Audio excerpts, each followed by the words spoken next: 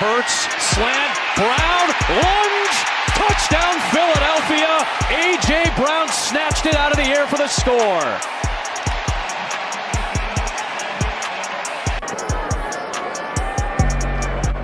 Checks wing, well hit ball, and there it goes. Number 300 for Ken Griffey Jr.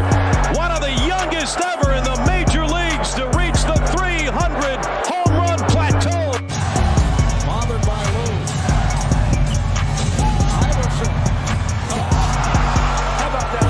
Steps over to Rob Lou. 7 straight points by Iverson. Ladies and gentlemen, a pleasant good evening, everybody. Welcome to NBA Thursday on the Louis Sports Network. G-Money, I sent you the link. I don't know if you saw the email, but I sent you the link. I kind of sent it a little late because I was busy today, but hopefully you saw it. First one in the building, guys. Make sure to hit the like button. Make sure to hit that subscribe button. Make sure your notifications are turned on. Make sure you're sharing on your social media platforms. Truly appreciate it. It's the rematch of the NBA Finals between the Golden State Warriors and the Boston Celtics in the TD Bank North Garden. So y'all know y'all got to smash that like, hit that subscribe, make sure to share. We got 5 games on the schedule tonight. Salute to everybody in the chat. I'm going to be doing the game is on TNT tonight. So make sure you guys hit that like and subscribe button. Also, make sure that All-Star Weekend is going to be from February 17th to the 19th in Utah. So the All-Star game is in Utah this year. And let me see if the game is already getting started. We're going to put the audio. G-Money says, I got the Celtics finding their pot under the rainbow and dethroning the champs tonight. I also got the Celtics tonight with the way the Warriors have been playing. Boston has everybody at full strength. The Warriors have some players missing still. They got JaMychal Green out. They also got James Wiseman also missing. Hi, everybody. Brian Anderson along with the Stan Van Gundy. In just a moment. This is one of those games you circle on the calendar. The Warriors return to TD Garden. They won 2 games. Guys, hit that like button. Last season, but this is quite the Who you guys got tonight? G-Money's got the Celtics. I also got the Boston Celtics. Have the best 3-point shooting team in the NBA and the best shooting backcourt of all time. But they have really struggled on the road, especially defensively.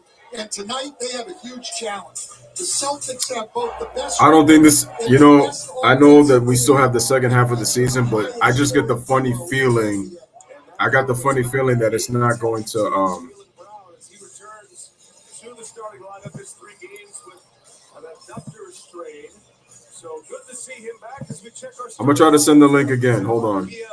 And the starting 5 for the Celtics. Let me see if I sent a different one. Jaylen Brown, Jason Tatum, Al Horford, and Robert Williams.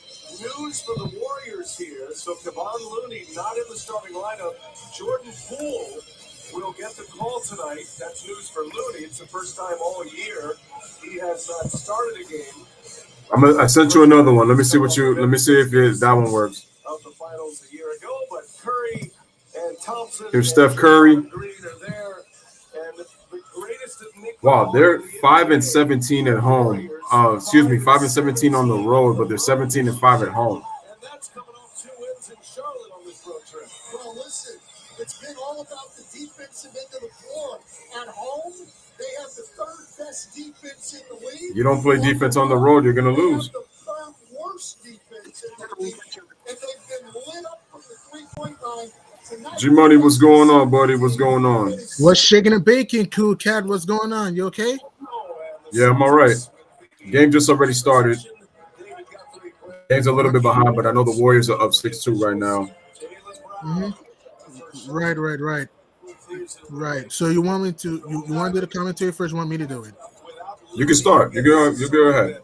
All right. Here's Wiggs. He's butt naked open for 3. Boom shakalaka. A Wiggy from the heavens, and the Warriors coming out with gusto 62 lead in Beantown. The Warriors. Well, here's what's cuckoo crazy about this. They're 17-5 at Chase Center, but they are a ghastly 5-17 on the road, though, which is weird. And just came off a huge win against the Wizards, though. Here's the C's moving the ball. Here's Marcus Smart pumps up a 3, and Swiss cheeses it from way downtown. And the C's responded. Warriors pushing the ball up court. Here's Draymond Green at the top at the foul line.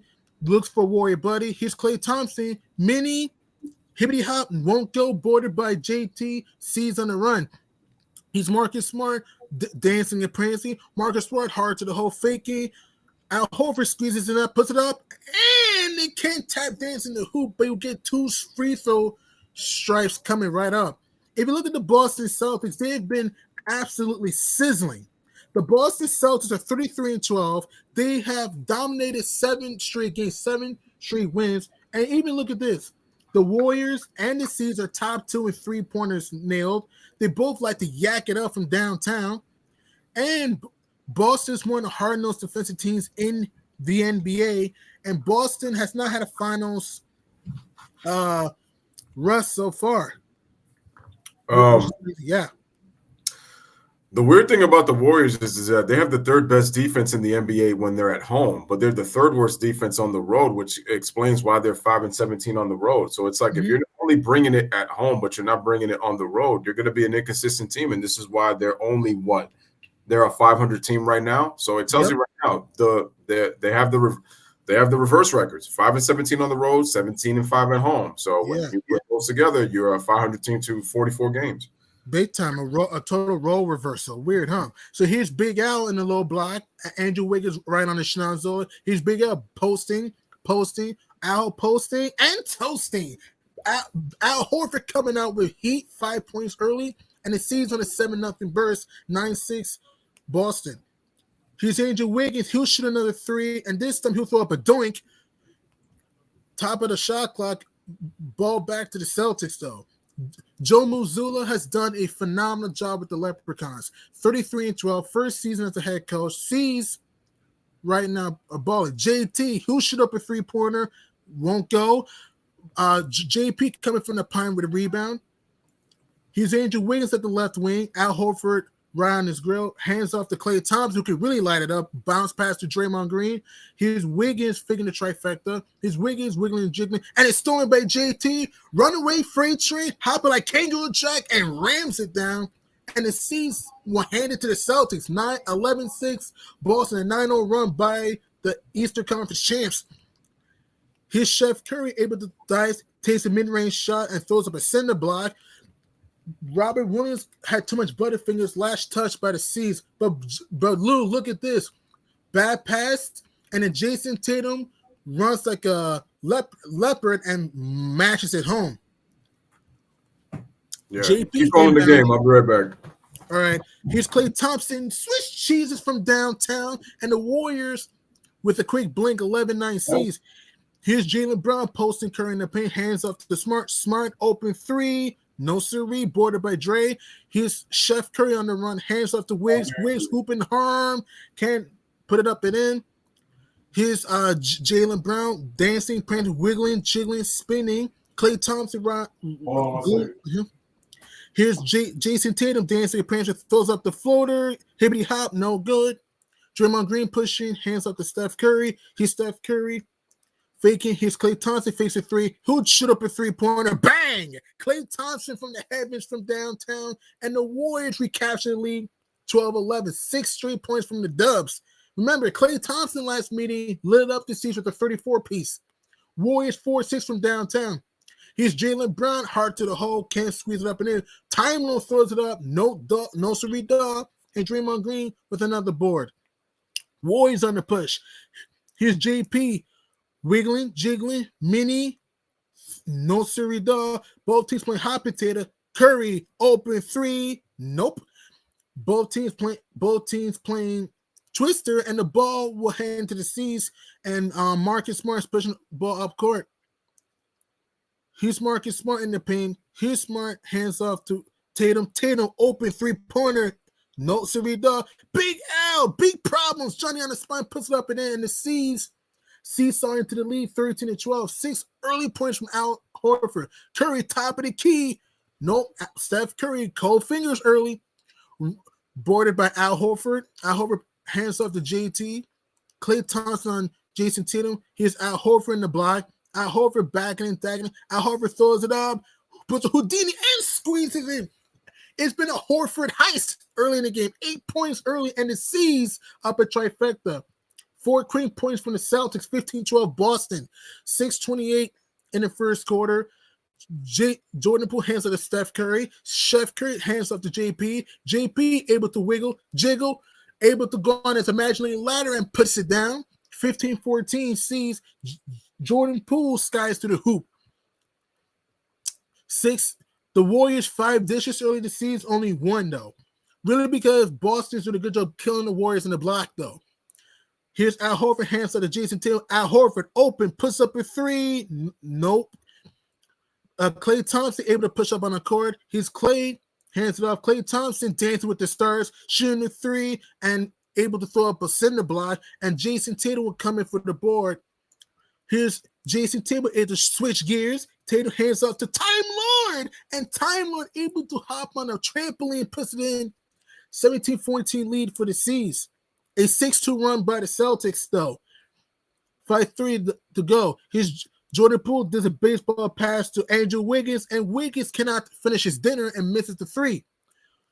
Here's Jaylen Brown able to swiggle, jiggle, and screws the pooch. And here's Jordan Poole right down memory lane.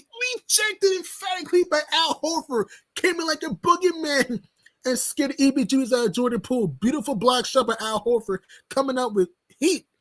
Here's JB, Brown, Minnie, Airmail. Here's Steph Curry able to push, hands off to Jordan Poole. Poole puts up a 3. Warriors can't buy one right now. Throws up a brick. And a timeout called by Joe Musso. 4:53 in the first quarter. The Celtics and the Warriors going back and forth we go.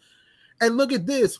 Jordan Poole thought you have an easy jam. Big Al says he will get none of that and just absolutely put JP in the dust. You're watching the NBA on TNT.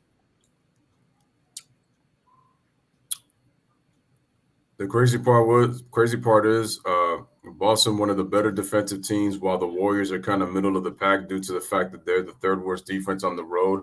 And they were showing their 3-point stats. The Warriors and the Celtics are number 1 and number 2 in makes, attempts, and percentage from 3. Mm-hmm. So the Warriors, their issue is they just have to play better defensively. And I still feel like they need some size because this season – that their small ball lineup to me is going to be as effective with the fact that they're missing guys like Otto Porter and Gary Payton. I don't think people realize how important those 2 guys were to their team. And so they're struggling in terms of guarding some of the wings in the league too. So, and Gary Payton, to me, that's where you miss him a lot because he can guard like about anywhere from the 1s to the 3s. He was really good at the guarding multiple positions. So I feel like that's where they miss him a lot. So I feel like for me, and it's weird that people were saying like, well, you know, Boston, they don't look the same like they did with Ime Udoka. People are forgetting something. Boston at this time of the year, they were struggling in the first half of the year. They turned 2022, yeah. They turned it around after the month of January, all the way going to the NBA Finals. But before that, they were struggling. People forget that right now they're 33-12, and they're on a 7-game win streak. So I don't think they're struggling that bad. If you ask me, they turn on the Giants. I agree to turn on the Jets. And remember, Big Lou, they started off 18-21 last year. Remember the game against New York? They were Boston was up 25, and RJ Barrett hit the February banker. That when the C's were 18-21, people thought, oh, that was the end of JT and JB. But they started to find their inner calling, found their pot on the rainbow, and went 33-10 to finish the season to win 51 games, though. So, yeah. So, by this time last year, the Celtics were the 11th seed by this time last year. And then it started to turn things around, yeah. The funny thing is the game against New York, it was actually the game that actually turned their season around because they lost such a heartbreaking loss. Like you mentioned, people thought that their season was over. They need to rebuild. Jaylen Brown and Jason Tatum, they, you know, what was going to come of those guys. But they stuck with it. Ime Udoka believed in his guys, and he believed in his system. They played probably the stingiest defense that I have seen in probably since the 08 Celtics. You probably maybe could go a little far as close to maybe some of the mid-2000 teams because I won't probably go 90s defense, but, well, 2000s defense, especially from like 2000 – the early part of 2000s were like that was really more tougher defensive era in terms of scoring the basketball because the spacing was really bad in those times.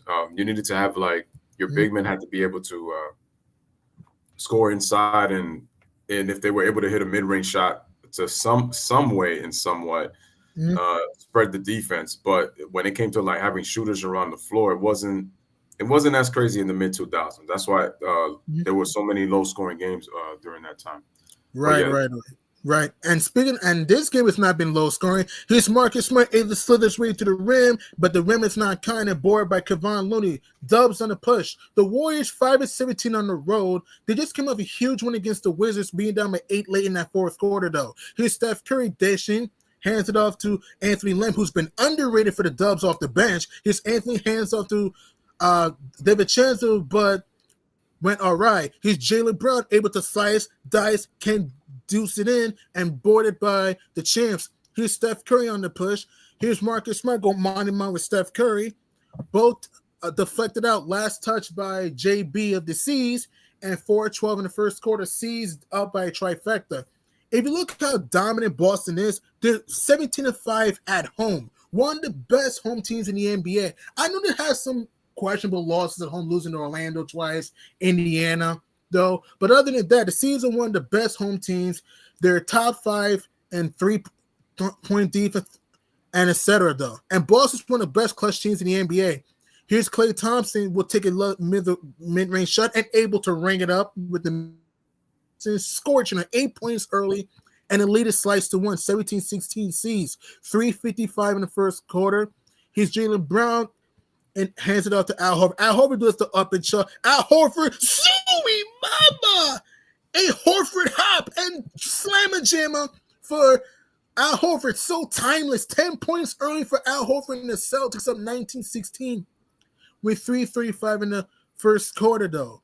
Here's Dante DiVincenzo on the drive. DiVincenzo takes a mid-range shot, can't squeeze it up and in. Anthony Lamb, Johnny on the spot, but Robert Williams with his with beautiful hands gets the steal. Derek White on the push on the sail. Hands off to Jaylen Brown. Here's Brown hopping like Kangaroo Jack and baptizes the rack.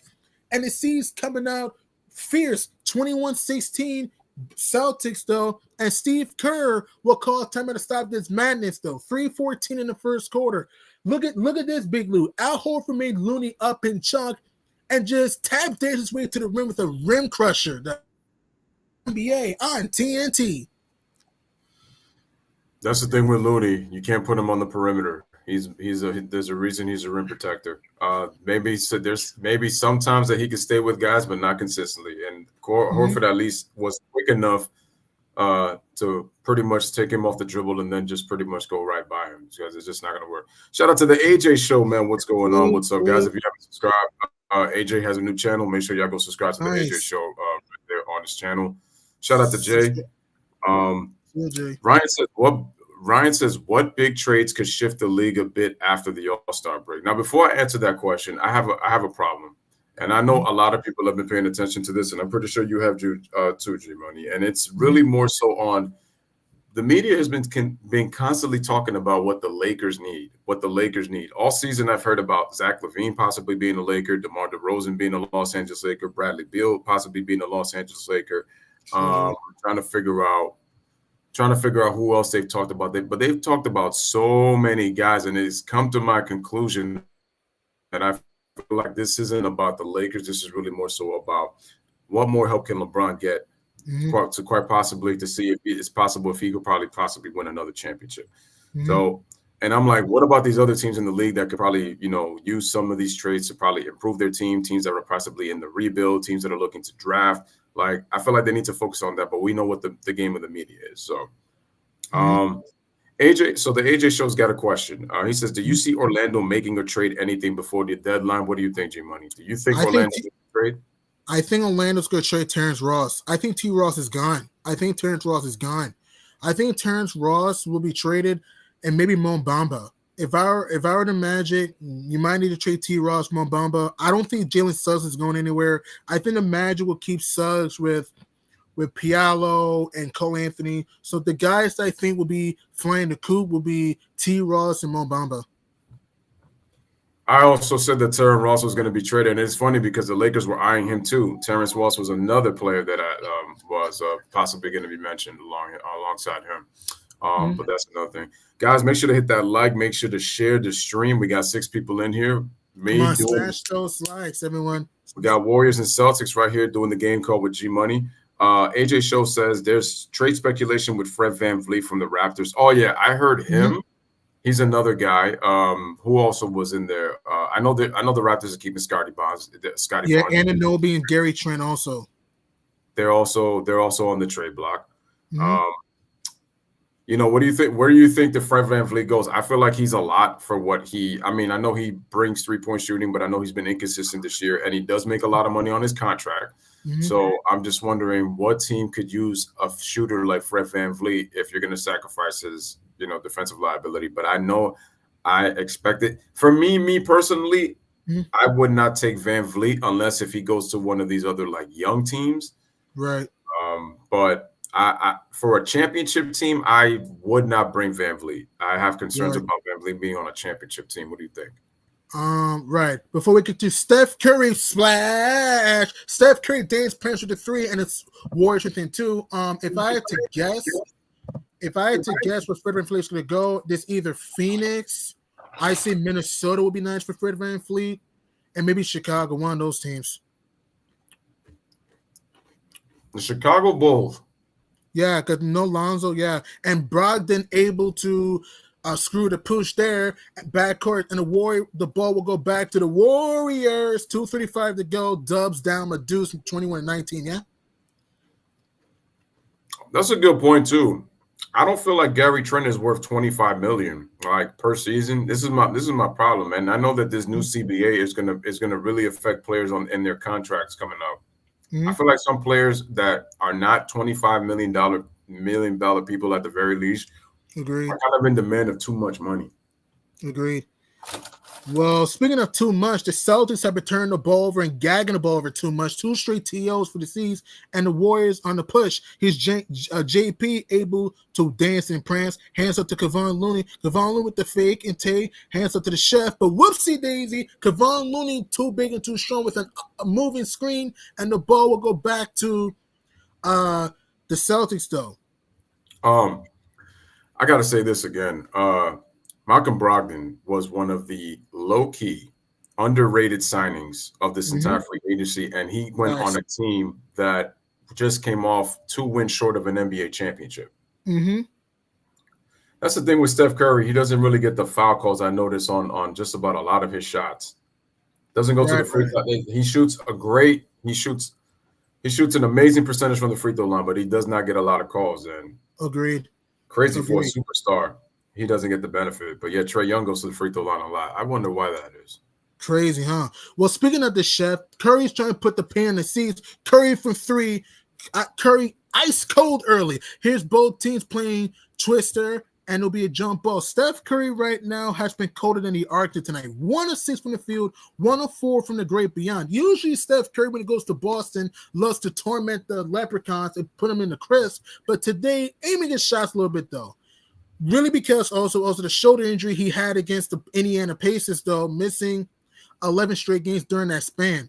So let's see Anthony and Jaylen Brown going mano to see who gets the ball. A jump ball, and the Warriors win it, though. Kevon Looney sent a high screen. Here's JP takes the mid-range shots, water and rain. Jordan Poole knocks down the J, and we're deadlocked at 21. A minute 20 to go in the TD Garden in Boston, though.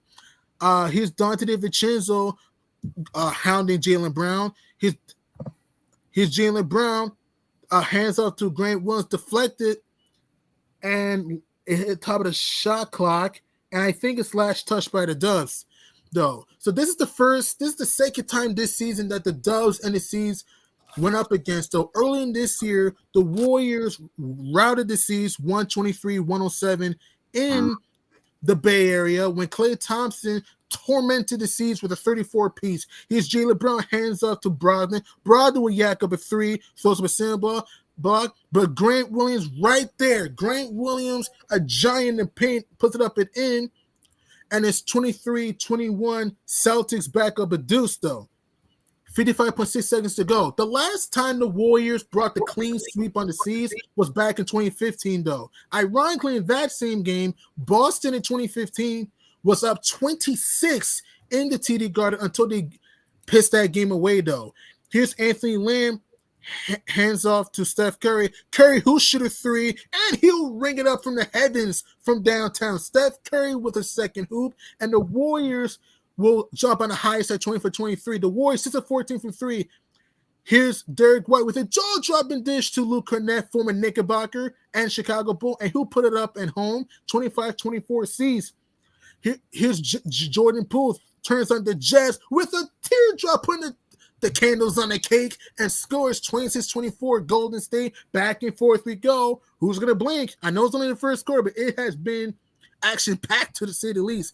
So it's a 1 second difference between shot clock and game clock. Derek White trying to get the best shot available, though. Steph Curry guarding White. Here's Derek White able to spin, wiggle, jiggle, floats it up, no good. Kevon Looney coming from the blind side. Here's Steph Curry, hands it up to Dante DiVincenzo for 3. Can't able to hit the shot clock cheese, but after the first quarter, the Golden State Warriors finishes the first quarter 10-4 run. Look at this, bro.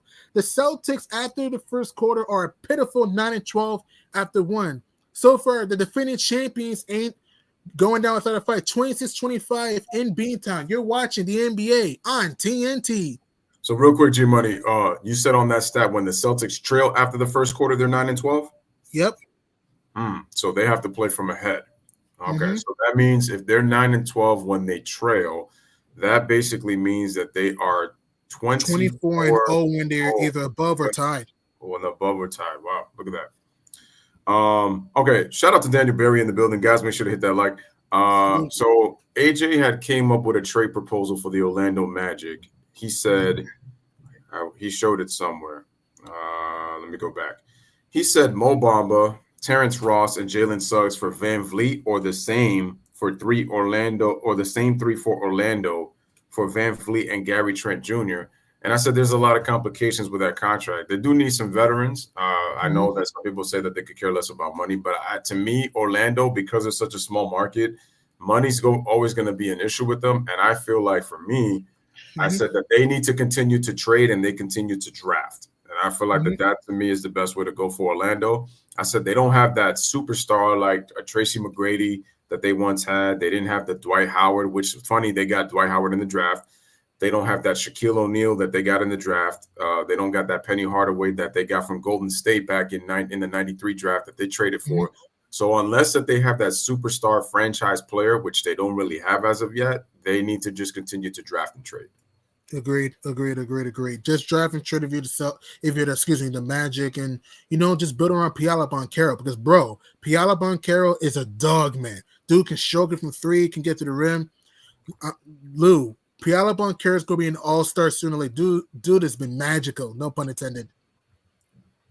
No, he definitely has talent. I've seen him play. He's talented. I like him a lot. I just hope that he continues to develop.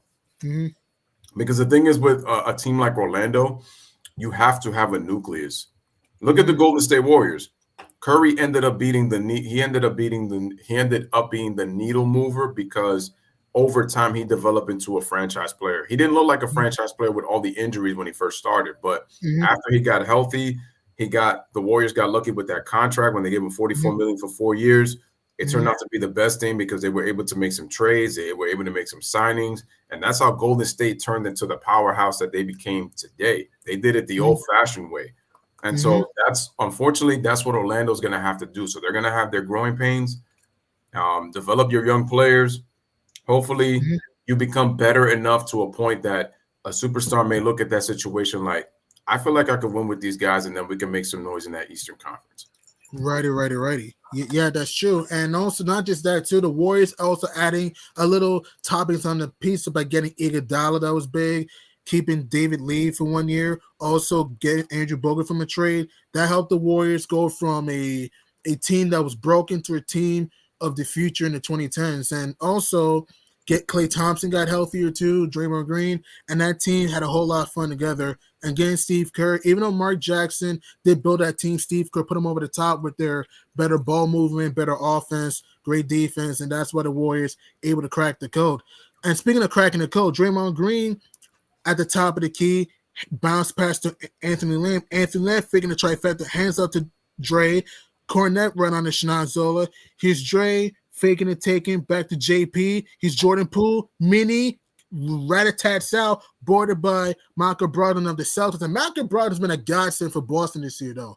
He used to win Rookie of the Year with Milwaukee, and also used to play for Indiana, though. Here's Jason Tatum. He'll fake the trifecta. Nice bounce pass. Here's Tatum. Hard to the hole. Can't put it up and in. And the Dubs on the push. Here's Jordan Poole. Hands off to Andrew Wiggins. Here's Wiggins. Dish. Hands off to Wiggins. Here's Wiggins. He'll shoot a three-pointer and won't able to put it down. And the C's crashes the glass.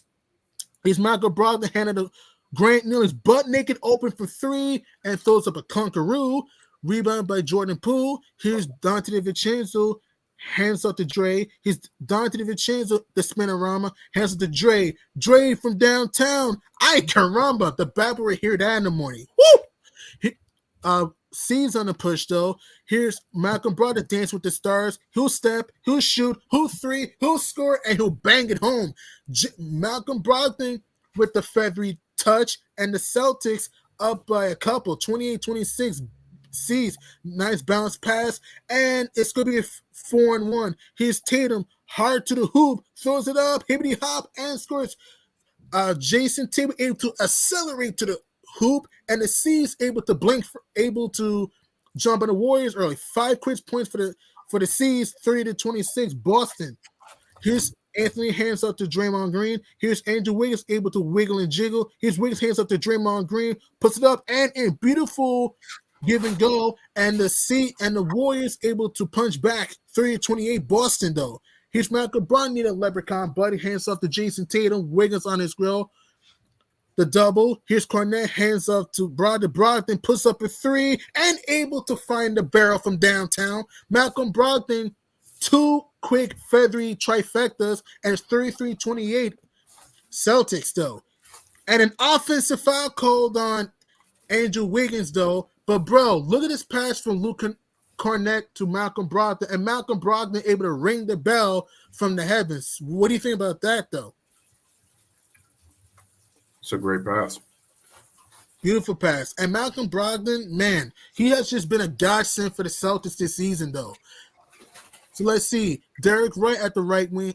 Hands up to Cornette. JT figuring the trifecta. Here's Grant Williams able to shimmy his way to the rim. Can't squid up and in.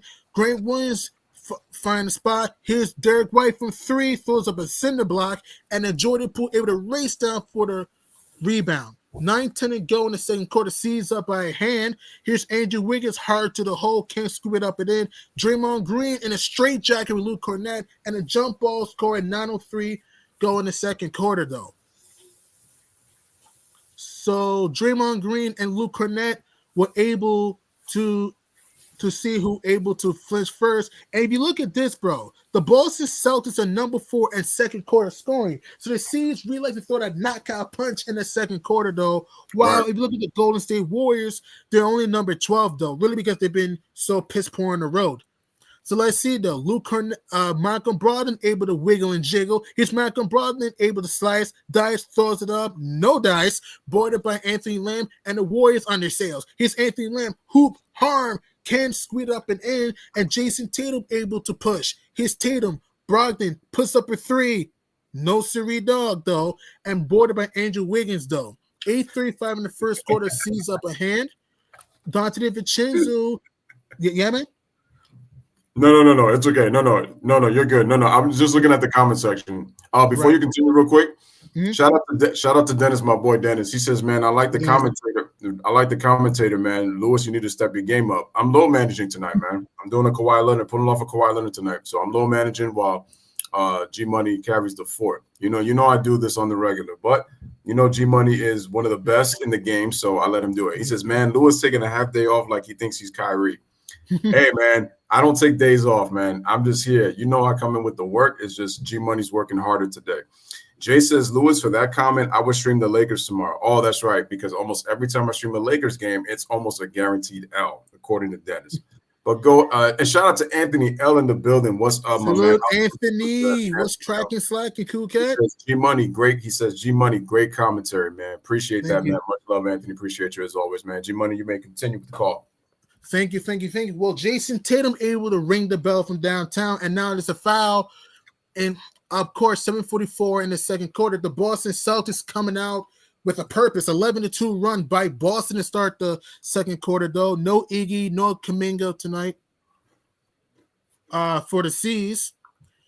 So here's Kevon Looney at the left wing, hands up to Jordan Poole. Here's Jordan Poole, hands up to DiVincenzo. His Poole hands up, Lamb, open, 3, throws up a block, a cinder block, I should say. And Al Horford skies in for the ball, and Marcus Smart will push up court. Here's Marcus Smart, hands up to Jason Tatum. He's Tatum in a Warrior straight jacket, hacked and whacked and shellacked, and he will able to have a confines at the free throw line. 7:22 in the second quarter, though. Like I said before, the Boston Celtics, number 4 as far as second quarter scoring. Really because they really love to get in the transition and love to yam it in your face. And also, they're one of the best passing teams in the NBA, especially when it comes to around the horn. So, Jason Tatum JT has been absolutely been a tyrant this season, averaging 30 plus this year, should be in the run of MVP, while Tatum switched cheese at the first free throw. If you look at the NBA, if you look at tonight's schedule, you got the Phoenix Suns trying to shine bright against the Brooklyn Nets, Kyrie coming back. Tomorrow, you got the Heat with the Flame Beta Mavericks on ESPN 730. You got the Grizz trying to scratch and claw the Lakers for their 12th straight win tomorrow night, and Jason Tatum able to connect the foul line. And the Celtics up 2 hands, though, on the defending champs. So it's a 15-2 run by the C's. Here's Jordan Poole, hard to the hoop. Scoop, hoop, deuce, and juice. Ooh la la, a JP Houdini. And the Warriors within 8, though. What a electrifying move. Bounce past to Tatum. DiVincenzo around Tatum's grill. His Tatum screws the pooch, deflected out. Last touch by the Green Leprechauns. And the Warriors will get the ball right back. Oh, Brooklyn at Golden State on NBA TV on Sunday. That should be a good one. That'll be spicy, though. Oh, by the way, before you guys continue, before G-Money continues, excuse me, I should say, on Sunday, I will be doing the Dallas Cowboys against the San Francisco 49ers. NFC divisional playoff rivalry is renewed again, 6:30 Eastern time. Make sure y'all pull up for that. We're going to be starting that at 6:15. That is going to be a fire, awesome game. All right, G-Money, back to it. Right. Well, right now it's a timeout called in Beantown, 6:51 in the second quarter, and it's a timeout. So the C's up 38-30 here at the TD Garden in Boston, though. Yeah, I'm sorry, my stream just buffered. So let me It happens. Yeah, let me try to fix the deal. Stupid streams. It happens. Right. So that'll be fun, though. You got the Nets and the Suns. We thought this would be a finals preview. Brooklyn started off a little slow, 2-6. Then it started to skyrocket and go 25-6 would be 27-12. But ever since the KD injury, the Nets right now, I'm in a 3-game bugaboo right now, including getting a Texas whip against the Spurs. While the Suns at the other end, bro, the Phoenix Suns right now are stuck in no man's land. They're 21-24. Yeah. Sorry, in my opinion, they're the biggest disappointment in the NBA this year. They have to be the biggest for me. The reason being is because at one point they were 16-8. They do have some injuries, but they've been terrible defensively. I haven't seen the Phoenix Suns defense that I've seen the last 2 seasons, and to me, right now, it's the attitude of DeAndre Ayton hasn't been good, and now Monty Williams has kind of been on the hot seat as of late. There's been rumors possibly that he might be gone. And it's just been disappointing because now Phoenix is in the bottom of the standings when they were just at the top in the first 24 games of the season. But now you have the Denver Nuggets and the Memphis Grizzlies. What's your thought on those 2 teams right now currently in the West? Uber scary. Before we continue, by the way, the Suns were 16-7, by the way, to start the year. They were 16-7, the Suns to start the year. The Memphis Grizzlies and the Denver Nuggets, uber scary right now. Bro, both teams are great as far as defensive wise, very good at clogging the paint. And bro, did you know that the Denver Nuggets has 17 straight games of nailing 10 threes or more? That team shares the ball very nice. And the Joker, he's had a whole lot of tricks up his sleeve, man. Can dish, can rebound. He's been a superstar this season. Jokic, he's been a superstar this season. And John Morant, a Morant miracle in Memphis, though. Can crush the rim, can dish the rock, can get in a transition. Jaren Jackson, a blockness monster, and also Steven Adams, Aquaman. Man, he made the Cavaliers drown last night with that big offensive rebound to have the win. So both teams are uber scary right now, man. And Jamal Murray looks good. He's starting to get back into shape that he was by the time that he was in the not close to the bubble, but he's starting to get back himself into basketball shape again and starting to play much better. LeBron James says, "I suck. Van Vliet would be a great teammate of mine. I don't think Van Vliet helps the Lakers. He may help them shooting wise, but he doesn't play defense. So, and the Lakers' problem is they don't defend. It's not their scoring. They're in the top 10 in free throw shooting. They're in the top 5, I think, in field goal percentage. Their issue is that they need to get their points on the break, and they get their points inside. When they take when they take mid-range shots and they drive to the basket, and then they take open threes when they don't take as many, they're actually a really good team. So they do have help. The problem is they don't defend consistently, and they need Anthony Davis back. They're missing Austin Reeves. They're missing Lonnie Walker the fourth. They need those guys back. Agreed. And also, even though they score a lot of points, if you watch the Lakers, man, their fourth quarter execution is abysmal sometimes, man. The fourth quarter execution of that team is abysmal sometimes. So that team would be a 500 team, if not at least a game over 500, if they weren't blowing some of these blowing leads. And then on top of that, in close games against some of these teams, they just have made some mental mistakes in terms of who gets the last shot. They don't really have a closer. That's what I see. I gotta agree with that. Yeah. And then real quick, man, before we get back to this live action, we got to talk about this team, and they're not getting enough love. But the Sacramento Kings. Facts. Did you see what they did to the Lakers yesterday, despite the fact that Sabonis did not play? You know, they won and the funny thing is, with Sabonis, they lost by 2 on the road at home to the Lakers, but they came back and they were able to beat them 116-111 on the road. And right now, Mike Brown, to me, has to be in the running for Coach of the Year. Agreed. De'Aaron Fox and DeMontis, to me, they both should be all-stars this year. I think the X factor for me is Harrison Barnes. I think if he can give them 20 to 25 points somehow, maybe even 20, just at least I think 20 to complement Herter's three-point shooting. And also shout out to Rashawn Holmes. Without Sabonis, he came in and gave him a double-double last night against the Lakers. I thought that was huge. What's your thoughts on the Kings, on how they've played this year, and possibly them making the playoffs for the first time since 2006? Bro, Sacramento has been the kings of the NBA this year. Bro, the Kings started off, 0-4? Then they turn things around uber quickly. Klay Thompson gets hacked and whacked. And think about this, bro. The Kings lead the NBA in scoring because they play very fast. De'Aaron Fox has been ferocious. The ferocious Fox on the loose. One of the best clutch players in the NBA. DeMontis Sabonis, underrated passer, can score in the mid-range, can hit the freaking bang on you. Really good rebounder, too. Great rebounder, too. And also, guys who have stepped up. Malik Monk has been big time. Kevin Huerter has been awesome. What? I said that was a big signing for the Kings, getting Malik Monk. That's a big loss for the Lakers, believe it or not. That was a loss for the Lakers. Big time. Also, Matthew Dellavedova playing well defensively. Metu balling off the bench. This team has been ubering, and they've been Scooby. They've been fun. And I'm gonna make a bold prediction, Lou. The Sacramento Kings are going to make the playoffs. The way this team looks right now, I think this team's going to make the playoffs. I don't think they'll be top 4, but I think they'll make it around that low seed, though. And Mike Brown, he has been absolutely stupendous as a coach, though. Bringing confidence, ball movement. Their defense has come better as of late. This team is going to be fun, and I'm going to make a bold prediction. They're making the playoffs. As Marcus Smart bolding a long reach, too, did the KD at the line, 42-35 Celtics. I think Sacramento's making the playoffs.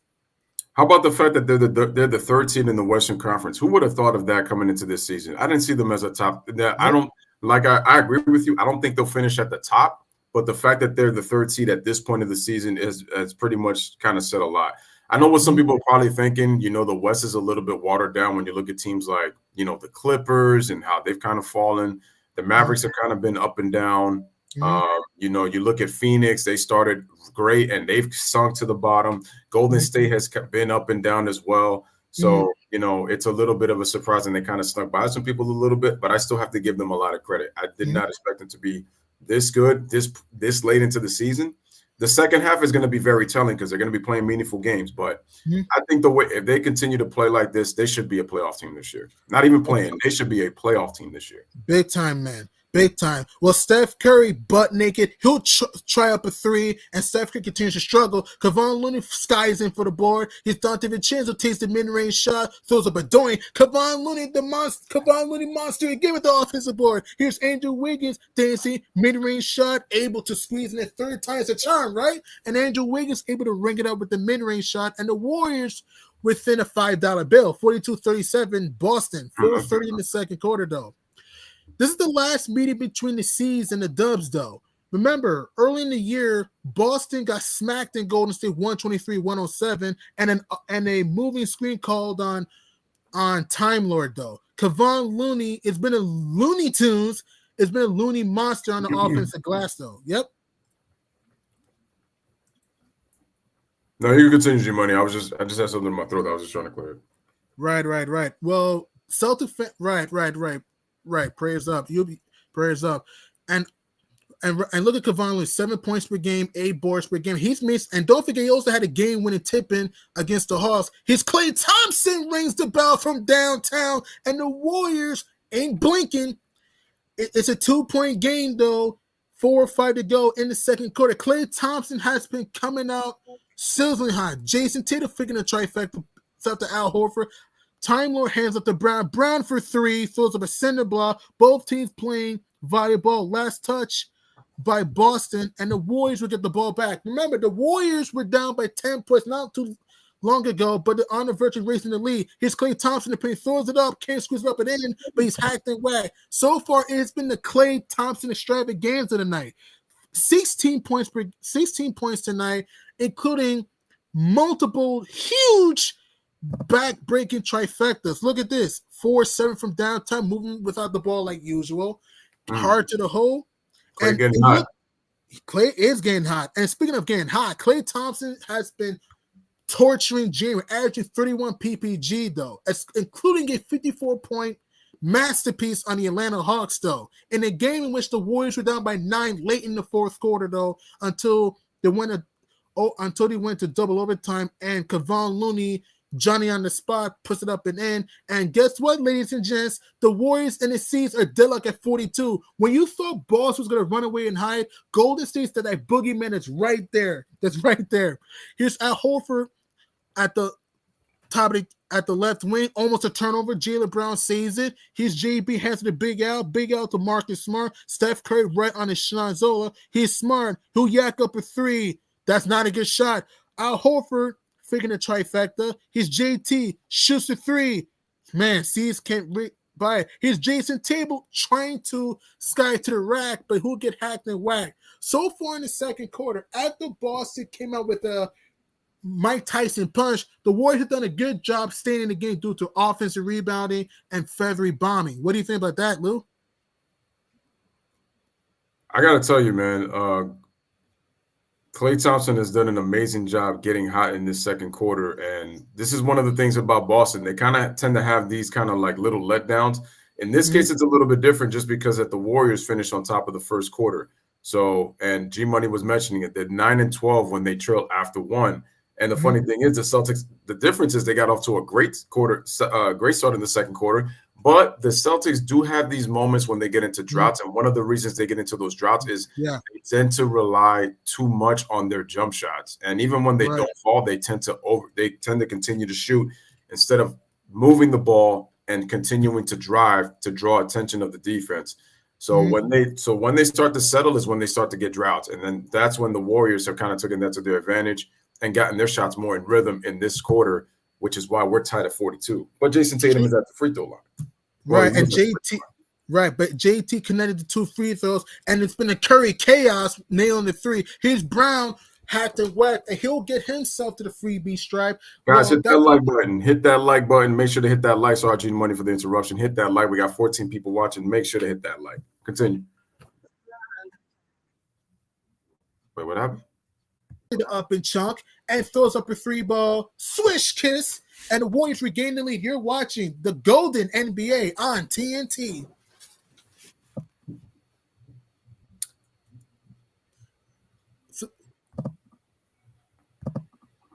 Wait a minute. Oh, that's probably why. There we go. Okay. Kind of dragged that in the wrong way. All right.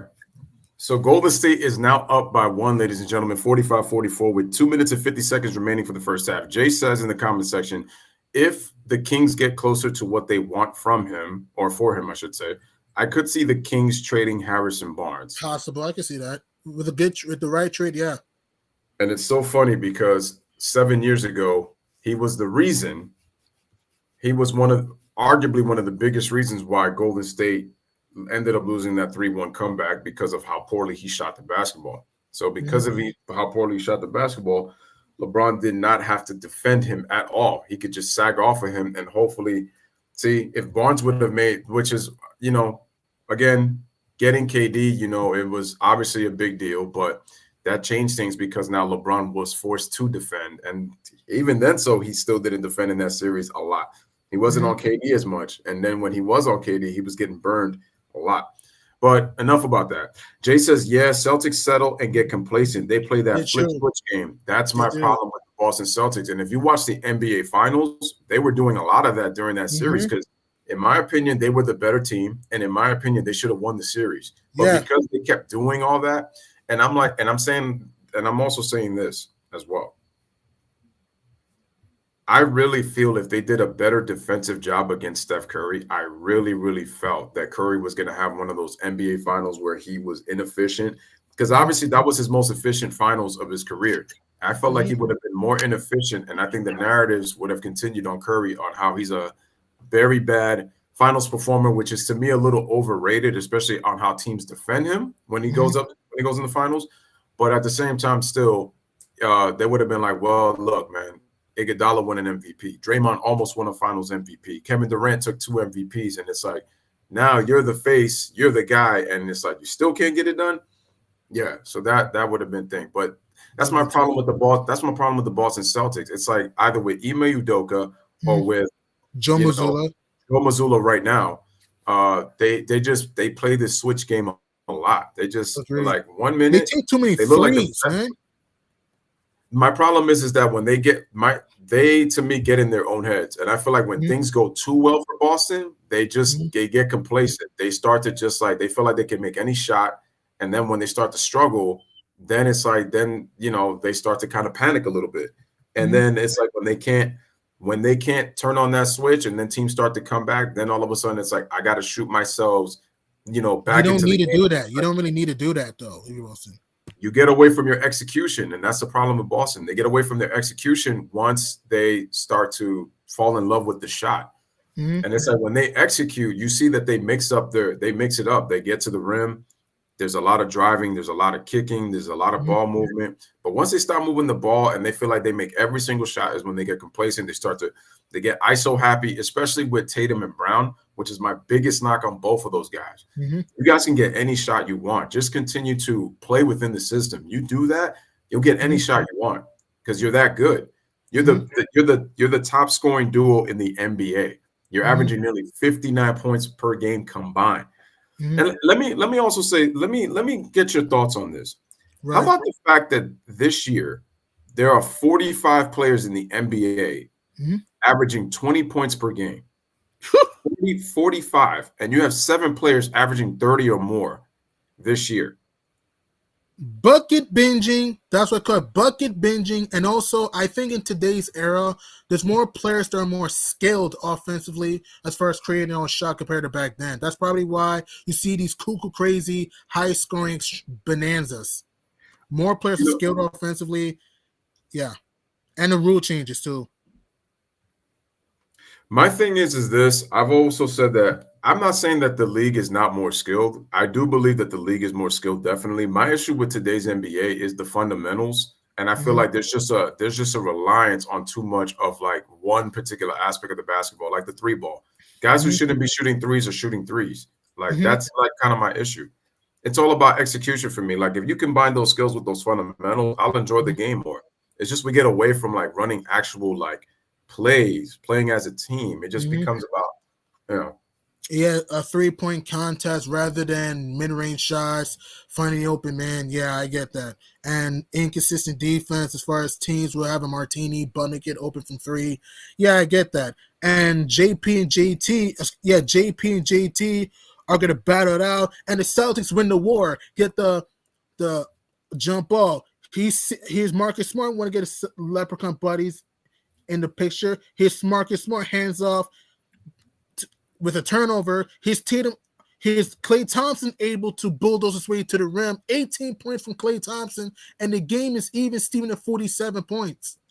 Like what Lou said, Boston can have these huge leads, but they let you back in the game with some really stupid shooting and lack of ball movement sometimes.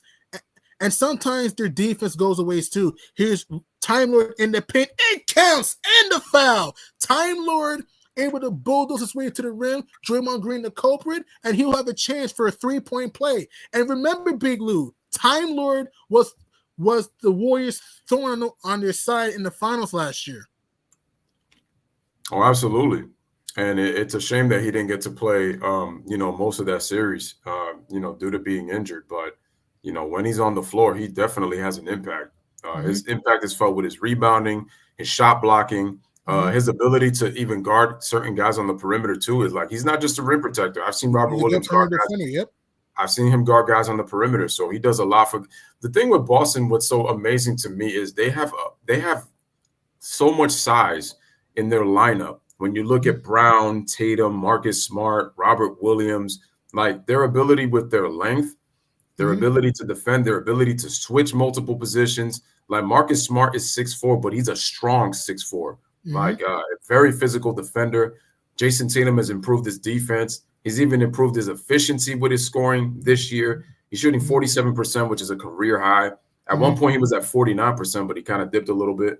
But he's at 47 right now, which is still pretty good for a scorer, averaging 30. Shout out to Ron Duffney. Shout out to James Rufert in the building, guys. Smash or slice. And speaking of the 30, SC 30, Steph Curry 30 will have another chance for a 3-point play. And if you remember, Big Lou, Steph Curry came out Curry cooking, averaging 30+ per game before he banged his shoulder against the Pacers or missed 11 straight games, though. He was on the verge of winning being the MVP conversation, but he hurt his shoulder. I love me some Steph Curry, and Steph Curry can sizzle going to the rim and he can shoot, but my issue with Steph Curry, he can be injury prone sometimes and can be up and down defensively, though. Well, we know that Steph Curry's not really been known as a defender. He does try on defense, and he does. One thing that Curry did improve on when it comes to his defense is that he worked on his body. So he's harder to push more so now. He has better upper body strength than he did probably in his MVP season of 2016. Because if you look at Curry's body transformation, even in 2021, like you can see the difference in his body from that point to what he was in 2016. So he's more stronger now than he was, 6 years ago. But no, he's inconsistent definitely at times, but a lot of that has to do with the fact that his style of play, when he doesn't make shots, becomes a liability on the defensive end. And what you got to do with Curry is you have to get him on proper switches to where guys get mismatches on him where they can take him off the dribble. That's where Curry becomes a liability because he's not quick enough. He doesn't have the feet to be able to stay with guys who have quick dribble. So quick dribble players are always going to give players who are kind of slow-footed on defense trouble, especially if you're not quick enough to recover. And Curry's not known as a fast player neither. So, there's that. Ron Duffney says, go Boston, man. Salute to you. Salute. Salute. Here's Draymond. Well, Malcolm Brogdon able to throw 2 doinks at the line, which is shocking because Brogdon's an underrated free throw shooter. Here's Klay Thompson. Step back. No siree dog. Kevon Looney, Johnny on the spot again. It has been a Looney luxury in the second quarter, though. 3 huge offensive boards, and the Warriors in the C's are even Steven at 52. He's Marcus Smart on the push. He's Smart hands to Al Horford. Al Horford dancing and prancing. This up to Tatum. Tatum puts up a 3. No siree dog. Time Lord throws it up and in. Time Lord reversing time on Golden State with a huge offensive board, and the Celtics skyrocketing to the lead 54-52. The Warriors will hold it for the final shot. It's a 2-second difference of the first half. Steph Curry playing time at the clock, though. Marcus Smart on the chef's grill. And Steph Curry can shoot from the parking lot when he wants to. Here's Klay Thompson, loses the rock, and C's got it. Here's Tatum, wiggling, jiggling, and the Warriors got it again. Curry from the heavens. Ah! Curry, boom, shakalaka. A Curry bomb from B-Town. A mean mug. A mean three from Steph. Woo-wee! Man, Curry has a thing with buzzer beaters at the half, doesn't he? Yeah. Oh my God. And the thing is, my stream is behind by like 20, 30 seconds right now. Shout out to Ron Duffney. I am doing great. Hope you are doing awesome as well. That's kind of my thing with Klay Thompson and Steph Curry too. Just like Jason Tatum and Jaylen Brown, they have a tendency. I know that they're known as the Splash Brothers, but they have a tendency to settle for that 3-point shot too, which at times kind of bothers me with them. Which Curry knows he's more than a free throw shooter. My gosh, my man Curry shot that from the freak behind the logo. Yes, Curry. He shot that from Mars, bro. And the Warriors shot 55-54. Yep. My man Curry shot that from the Golden Gate Bridge in San Francisco all the way to Boston. That's where he shot it from. Mm-hmm. All right, guys, man, we are at halftime right now. 55-54. Curry ends the half on a bang, just like he did against OKC 6 years ago at the end of that game in primetime Saturday. We got primetime Thursday, though. Chef Curry with the shot to end that one. Warriors up 55-54 at the half. Let's look at the box score for both teams, and then we will look at some out-of-town scores right now, right before we do that. Wow, that was a 60-footer by Steph Curry to end that first half. All right. All righty, so let's look at the scores right now. Klay Thompson, sizzling in that second quarter, 6 of 11, has 20 points, was a +7 on the floor. Steph Curry, the best plus-minus in the lineup. He had a +10 with 15 points at the half, hit 4 threes, 5 of 11 from the field. Their bench, right now, they have an 8-man rotation due to all the injuries that they have. They don't have Jonathan Kuminga, who's also injured too. Kevon Looney was a +8. And, I want to say this about Kevon Looney. I felt like he was one of their unsung heroes last year, especially in the playoffs. And if you look at the NBA Finals, I thought he made some key plays, like when there were some broken plays against the Celtics, like especially at home in Golden State. He was able to get some key loose balls. He got some key offensive rebounds, made some big baskets like when the team needed it. I thought he was one of their unsung heroes in the finals last year. And, I know Kevon Looney is liable on other things, but I feel like to me, he was definitely a big factor in them winning the championship last year. Agreed. Kevon Looney, man, he was too loony for the Celtics. I mean, offensive boards, good rim protection, big rebound, and don't forget he was also big against the Grizzlies in Game 6 too. 20+ offensive rebound, 20+ rebounds too. Facts. Kevon Looney is also durable too. Kevon Looney is an Iron Man too. He's always available when you need him the most. So with Kevon Looney, great, he can set good high screens, can do the pick and roll, can crash the glass, occasionally can hit a mid-range shot once in the blue moon. He's very underrated, man, for that team. Oh, definitely. All right, for the Boston Celtics, Jason Tatum struggling from the field, 3 out of 11, but he did get to the free throw line all 6 times, made all 6 of his free throws. He has 2 steals, 4 assists, and 8 rebounds. So one thing I got to say about Jason Tatum that doesn't get talked about enough, he's really improved, I feel like, overall as a basketball player. When you look at he's improved as a passer, he's improved as a defender, like more of a willing passer. He's improved his rebounding, and he's playing better defense. I just think that overall as a basketball player, he's definitely got better. So people criticize him for being possibly trying to be the next Kobe, but you can really tell that Jason Tatum has kind of become his own guy now. And his shooting splits this year are all career highs, and his efficiency has been great to see this year. And the funny thing is, I may not be a Boston Celtics fan, but I am a fan of Jason Tatum. And what I want to say with Boston is, I hope I'm rooting for Jason Tatum to come out of the Eastern Conference and win an NBA championship, because I want Jason Tatum I want this to be his time, and I want him to finally be mentioned in that conversation as possibly the best player in the NBA, because to me, he has that capability. It's just a matter of the Celtics now winning an NBA championship so he can put himself in that conversation, because he is definitely to me, he's the MVP right now for me. And I think that if the Boston Celtics somehow can get to the championship and they win and he gets that finals MVP, there's no longer a conversation. Jason Tatum is definitely a top 3 player in the NBA. Whether people like it or not, so. Jason Tatum also showing more accountability. What I love about JT this year, He's showing more accountability. He's picking his spots on the court, hitting his mid-range shots, playing great defense, especially in the passing lanes. And also he's been a better leader. JT's been a better leader this year, and that's why he's been absolutely dynamite this year for the season. If he plays like this in the playoffs consistently, this season going to be a tough out for anyone that counters him in the postseason. Absolutely. Now, I want to switch gears a little bit. Actually, no, before let's do that, let's do some out-of-town scores right now, and then we'll get to the stats in the first half, and then I wanted to ask a question about the Brooklyn Nets. That's what I wanted to talk about next. Toronto right now, as you guys can see, the score just updated right now, 29-25, 146 remaining in the first quarter.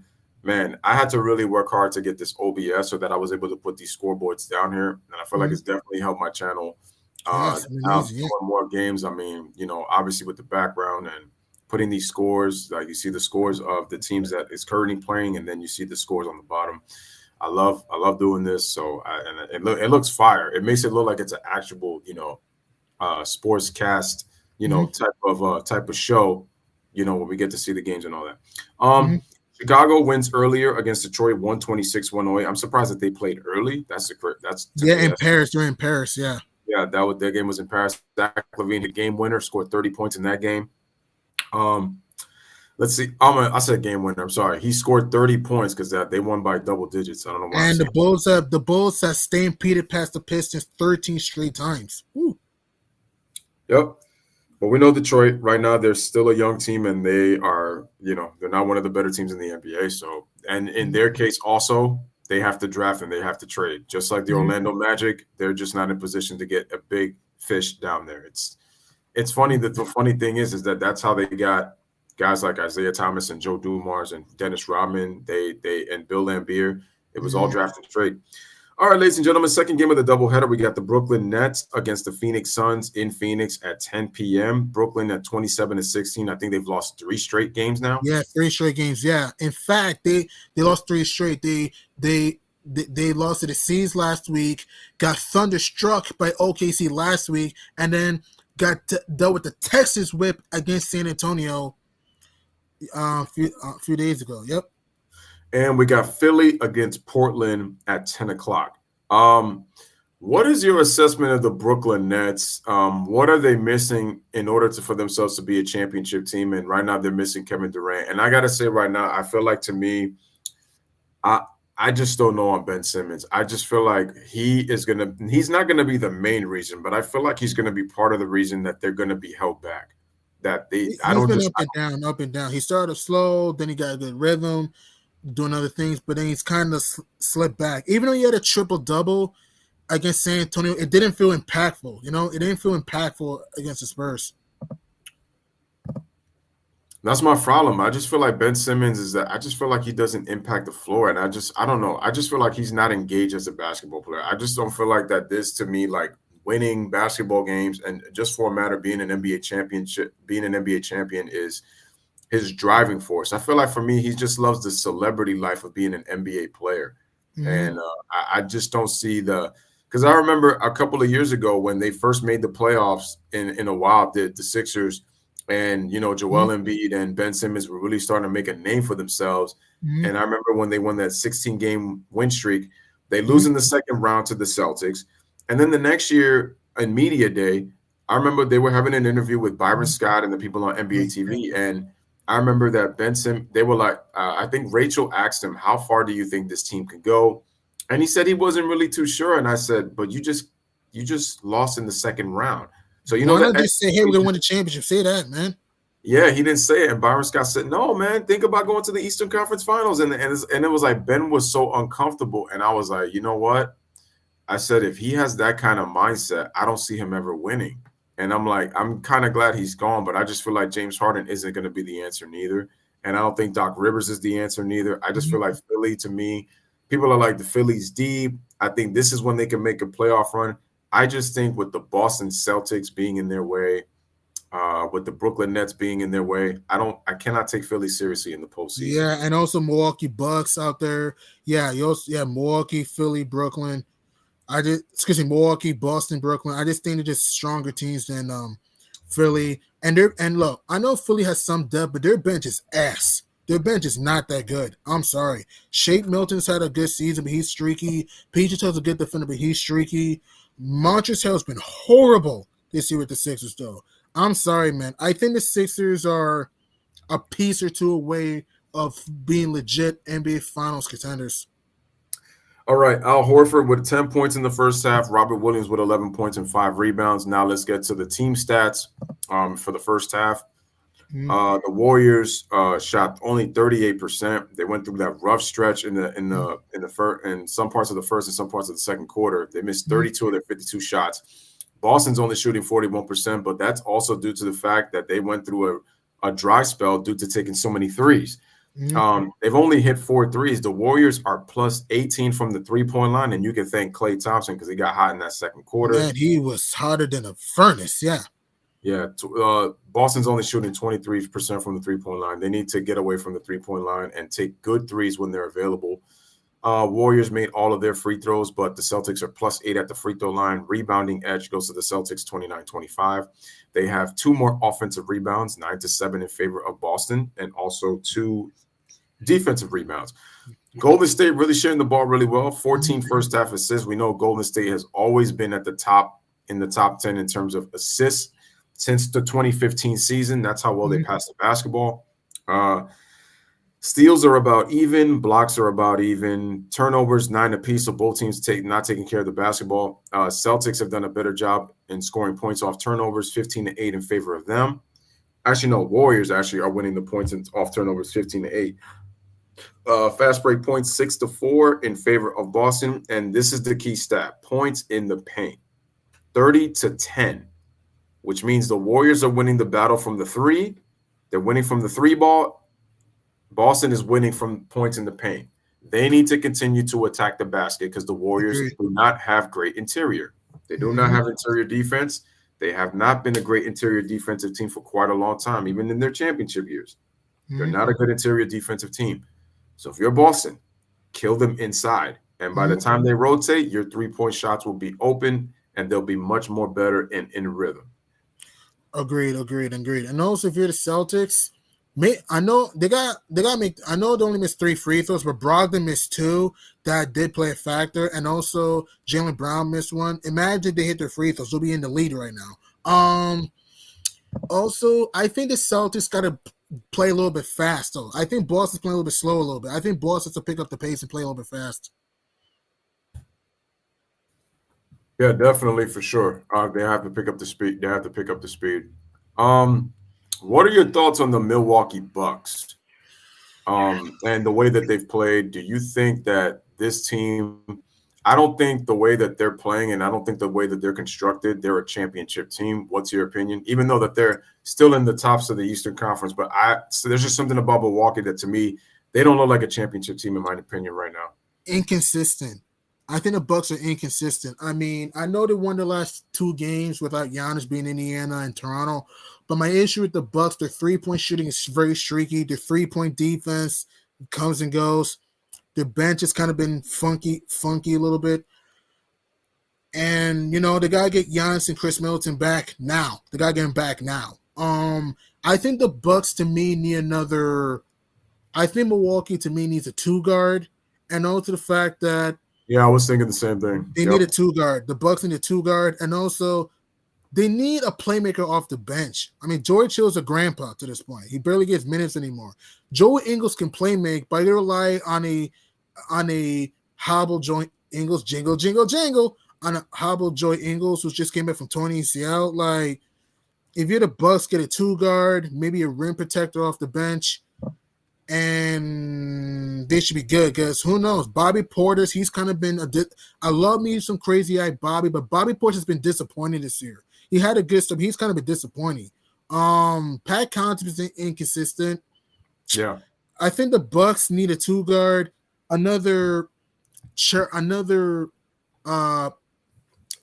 few bench pieces, and they should be good. And what's the point now playing Serge Ibaka? Like, what's the point? Like, he can help a little bit. Yeah, I don't understand that. That's true. I said that Milwaukee, they're weak at that two guard spot. They really do need to get a two guard to really help them out. And I feel like that George Hill to me is kind of past his prime. I feel like at this point, I feel that they need somebody to be able to run their offense when some of the starters are out of the game and to keep their offense moving. Let's look at the comments section right now. So shout out to my man Dennis. He says, any big name players you can see traded by the trade deadline. He says Bradley Beal to the Mavericks. Bradley Beal obviously gives them that number 2 scorer that the Mavericks need right now, since Spencer Dinwiddie is not doing the job, because he was supposed to be the Jalen Brunson to the Luka Doncic, but he's been very inconsistent. Because to me, Spencer Dinwiddie is a number 3 scorer. I don't think he's a number 2 scorer. I don't think he's that type of a role player. Bradley Beal, to me, helps the Mavs at least as a number 2 scorer. My only issue with Bradley Beal is he sucks on defense. So that's my only issue. And the Mavericks, they need to be a better defensive team if they're going to contend for a championship. Yeah, the defense has been garbage, hasn't it? Yeah. I know they're missing Dorian Finney-Smith. He would definitely help them out if he could get healthy. I don't know if he's healthy right now, but I know the last time I've seen him, I haven't seen him in quite a while. But hopefully he could get healthy. Smash the like, hit that subscribe. Shout out to the 30 people right now, currently watching right now on this right now for the first half. 55-54 Warriors lead. He says DeAndre Jay Crowder, who I know that the Suns were supposed to trade him for a while, but there's too much on that situation. That situation is a little crazy. He's asking, does Jay Crowder fit with the Philadelphia 76ers? And for me, I say no. And I say no for this reason. I don't think Jay Crowder, to me, is consistent enough to be on that team. And his defense has not, for me, been the same I'd probably say for about the last 2 seasons. I felt like he played a little bit better defensively in 2021. I felt like that was his last really good year playing defensively. Since that time, I felt like his defense has kind of fell off, and his shooting has been much more inconsistent now. And now I feel like, to me, Philly is just they lack some depth. He's really not. The depth was funky. Yeah, it's not gonna help their bench out. See, if they was able to kind of get another starter or something and kind of move a Tyrese Maxey to the bench or something, I think it would bolster their bench or something. But Tyrese is good in the starting lineup, but they need somebody off their bench, to really jolt, because it's in the playoffs. I know it's a short rotation, but if Embiid and Harden struggle, who's really going to pick up the slack on that team? That's where the depth is going to hurt. Okay, so what about DeAndre Ayton to the Dallas Mavericks as we get started for the third quarter? And Jordan Poole able to sky and fly and crush the rim. Yeah, man. Warriors up 3. Jaylen Brown throws up a break and is saved by Jordan Poole. Warriors on the run. Here's Andrew Wiggins scooping, dooping, eviscerated by Marcus Smart. Jaylen Brown on the push and a dive. Here's Jason Tatum with the juicy floater, can't put up and in, and that will make Aaron Naismith cry. Yikes. Here's Jordan Poole, hands out to Clay. Clay, 3-pointer, throws up a doink, and it's pushed, and it sees with the push though. Here's Jaylen Brown, hard hoop, scoop, deuce, can't squeeze it in, but who able to tap his way to the free throw line. What you say, Lou? No, I was just looking at the comment section. What should we call it? Oh, my friend Dennis says, D'Angelo, what do you think about possibly D'Angelo Russell going to the Pelicans and moving CJ to the 2? My only question with that is, who would the Pelicans have to trade? And it's going to be one of those key players. If it's like a Trey Murphy, I don't know if I don't think they would trade Herb Jones. I think he's too valuable for them to try to get rid of. But I don't know if D'Angelo. And my thing is also D'Angelo. I mean, he gives them scoring, but the problem is I feel like with the Pelicans, to me, their next step to me is more so defensively, because offensively they can hang with the best of them at full strength. They're that good. To me, at full strength, if they continue to get it together, this is a Western Conference Finals team. I think fully healthy. I think they're a Western Conference Finals team, but I don't think D'Angelo moves the needle for them, because then he's going to be, because now what happens is if you put him and CJ, this is going to be like a Damian Lillard, CJ McCollum type of situation again, where you have a small backcourt and they can't defend. The only difference is you have a better team because you got good defenders in Murphy and Jones. I mean, you got Brandon Ingram. If he comes back, you look at the length that he brings. Obviously, you got Zion when he's healthy. I mean, the guy is just an unbelievable beast. So I'm telling He's you, a man. man-child when healthy. He's a man-child when healthy. I feel like the Pelicans are possibly a top 2 team in the Western Conference when they're fully healthy. I mean, they just have been dealing with they've been dealing with injuries to Brandon and Zion. They need them at full strength. To me, Agreed. I feel like they're a shooter. They're a shooter away from being championship contenders. I feel like there's just that sometimes they don't shoot the ball as well. They could use about 2 shooters on their team to really spread the floor for them to really be a contending team. But they have the tools to be to the conference. And speaking of shooting. Right, and speaking of shooting, Klay Thompson will shoot and won't be able to scoot. And don't forget, Marcus Smart just shot over Steph Curry like a chair. Crazy, huh? Here's his screen. Tatum pumps up a 3. Man, Jason Tatum is in the doghouse. 3 for 12 from the field, though. And remember, he shot 37% against the Dubs last year. He's Andrew Wiggins able to bulldoze his way to the iron and scores. And the Warriors up a 4-4-4, 63-59 on the C's, though. Ladies and gentlemen, hit that. Sorry, guys. Make sure to hit that subscribe. Hit that subscribe button if you're new to the channel. Make sure you guys hit that like button. We got 10 likes, 25 people watching. Come on, let's get those like ups, man. G Money on fire. G Money on fire in the booth with the commentary in the studio. Thank you. And Jordan Poole should be on fire right now. Hit him up, G Money. Hit him up. Let him know. Here's Wiggins. Wiggins for 3, fills up a center block, and just a stupid foul on Al Horford. Look, I understand contesting 3 balls, but one of my biggest grinds is when a team tries to contest shot, don't look where they're contesting shot. If you're Al Horford, you didn't need to touch Andrew Wiggins down by 2, trying to turn on the engines, and Andrew Wiggins will get 3 free throw shots at the line. If you look at Andrew Wiggins, it's been an uneven season for him. He missed 15 straight games due to a abdominal injury, but Wiggins breaks the first free throw. That was so loud, even China could hear that. Andrew Wiggins will have 2 free throw shots on the line. Warriors saw 63-61, 8:39 to go in the third quarter. Wiggins able to nail the second free throw. Warriors up a trifecta. And remember, even though Golden State is 5-17 on the road, there are 2-1 in their 5-game road swing, beating up on San Antonio on the Alamodome festivities on Friday. Wiggins nails the second. Also, they got bullied in Chicago, losing by 16, in which Vucevic tormented them with 43 points, and then they just won a decent MLK Day. So here's Robert Williams hands off to Jason Tatum. Jason hands off to Smart, butt naked for 3. Bingo! Marcus Smart is uber smart, and the Celtics within a penny. 65-64 Golden State. Here's JP, step back. You don't know him like that. Woo! In Boston, Jordan Poole starting to light up the candles, and the Warriors up 4.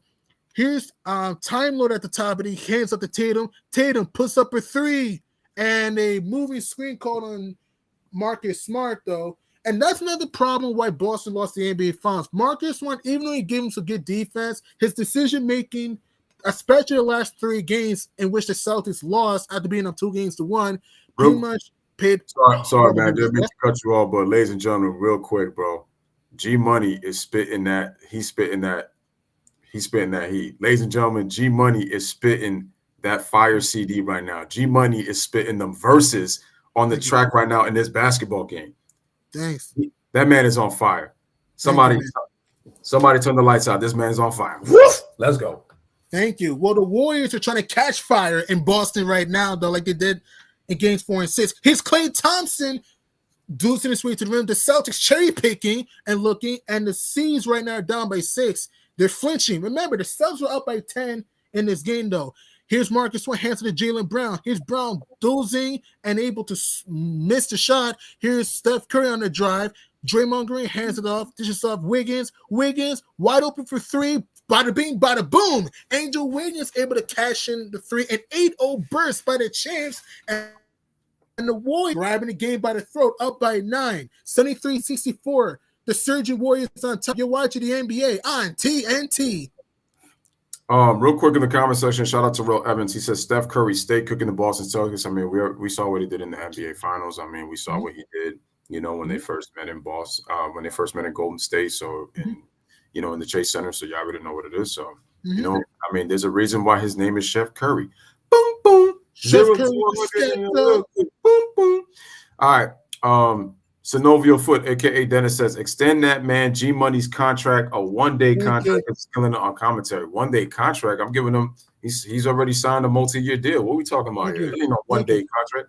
It's a multi-year deal we're talking about. Synovio Foot says, man, he says the Grizzlies do a lot of talking for a team that hasn't achieved anything significant. And ladies and gentlemen, I've been saying this for the last 2 seasons about the Memphis Grizzlies. Young team, talented team. But until you accomplish anything, you cannot be talking trash because don't move your gums yet. If you're Grizz, don't move your gums yet until you win.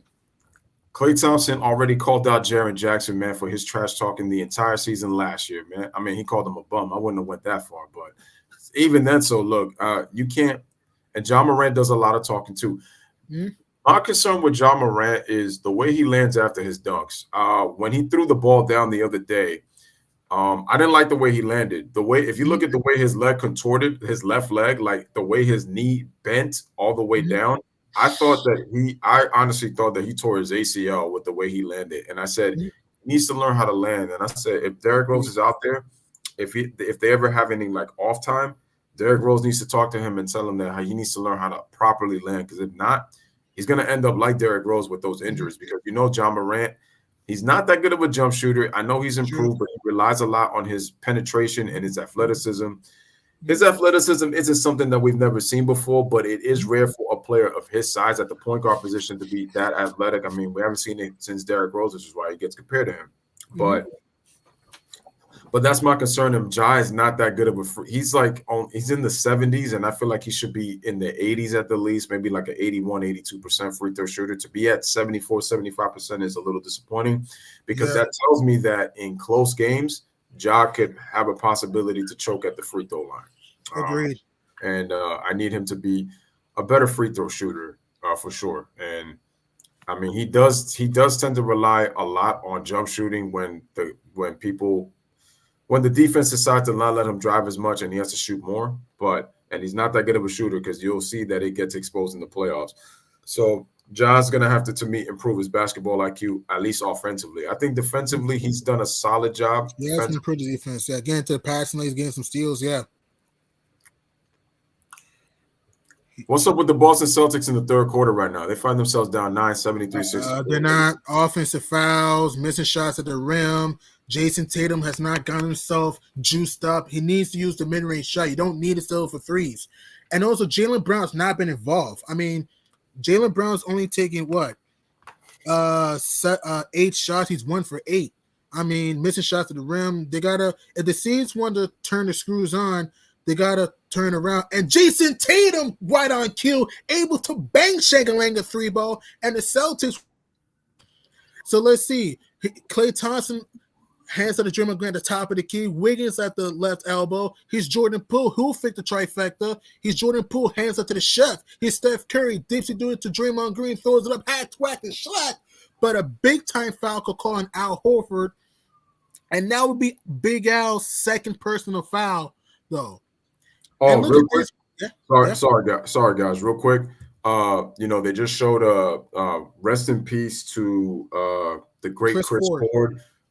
He was the guy who hit the very first three-pointer in NBA history when the three-point line was introduced for the 1979-1980 season. He also coached the Boston Celtics, and he did have a couple of winning seasons with Boston, but I think the farthest that he got was the second round with them, and I think they lost to the Cavaliers in the 92 playoffs. They went 7 games before they faced the Bulls, but I just want to say rest in peace to Ford and also to the Ford family at this time.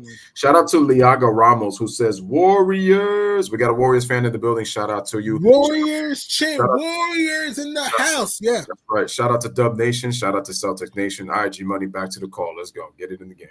Alrighty, so Malcolm Brogdon able to tap dance his way to the rim. Brogdon squeezing and cheesing, can't scoop it up, but whoopsie daisy, Andrew Wiggins screwed the pooch, saving the ball in bound, and now it will be Celtic rock.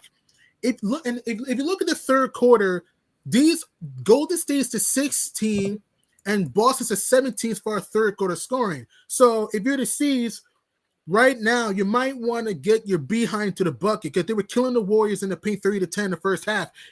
Here's Jason Tatum at the left wing, Klay Thompson right on his Schnazzola.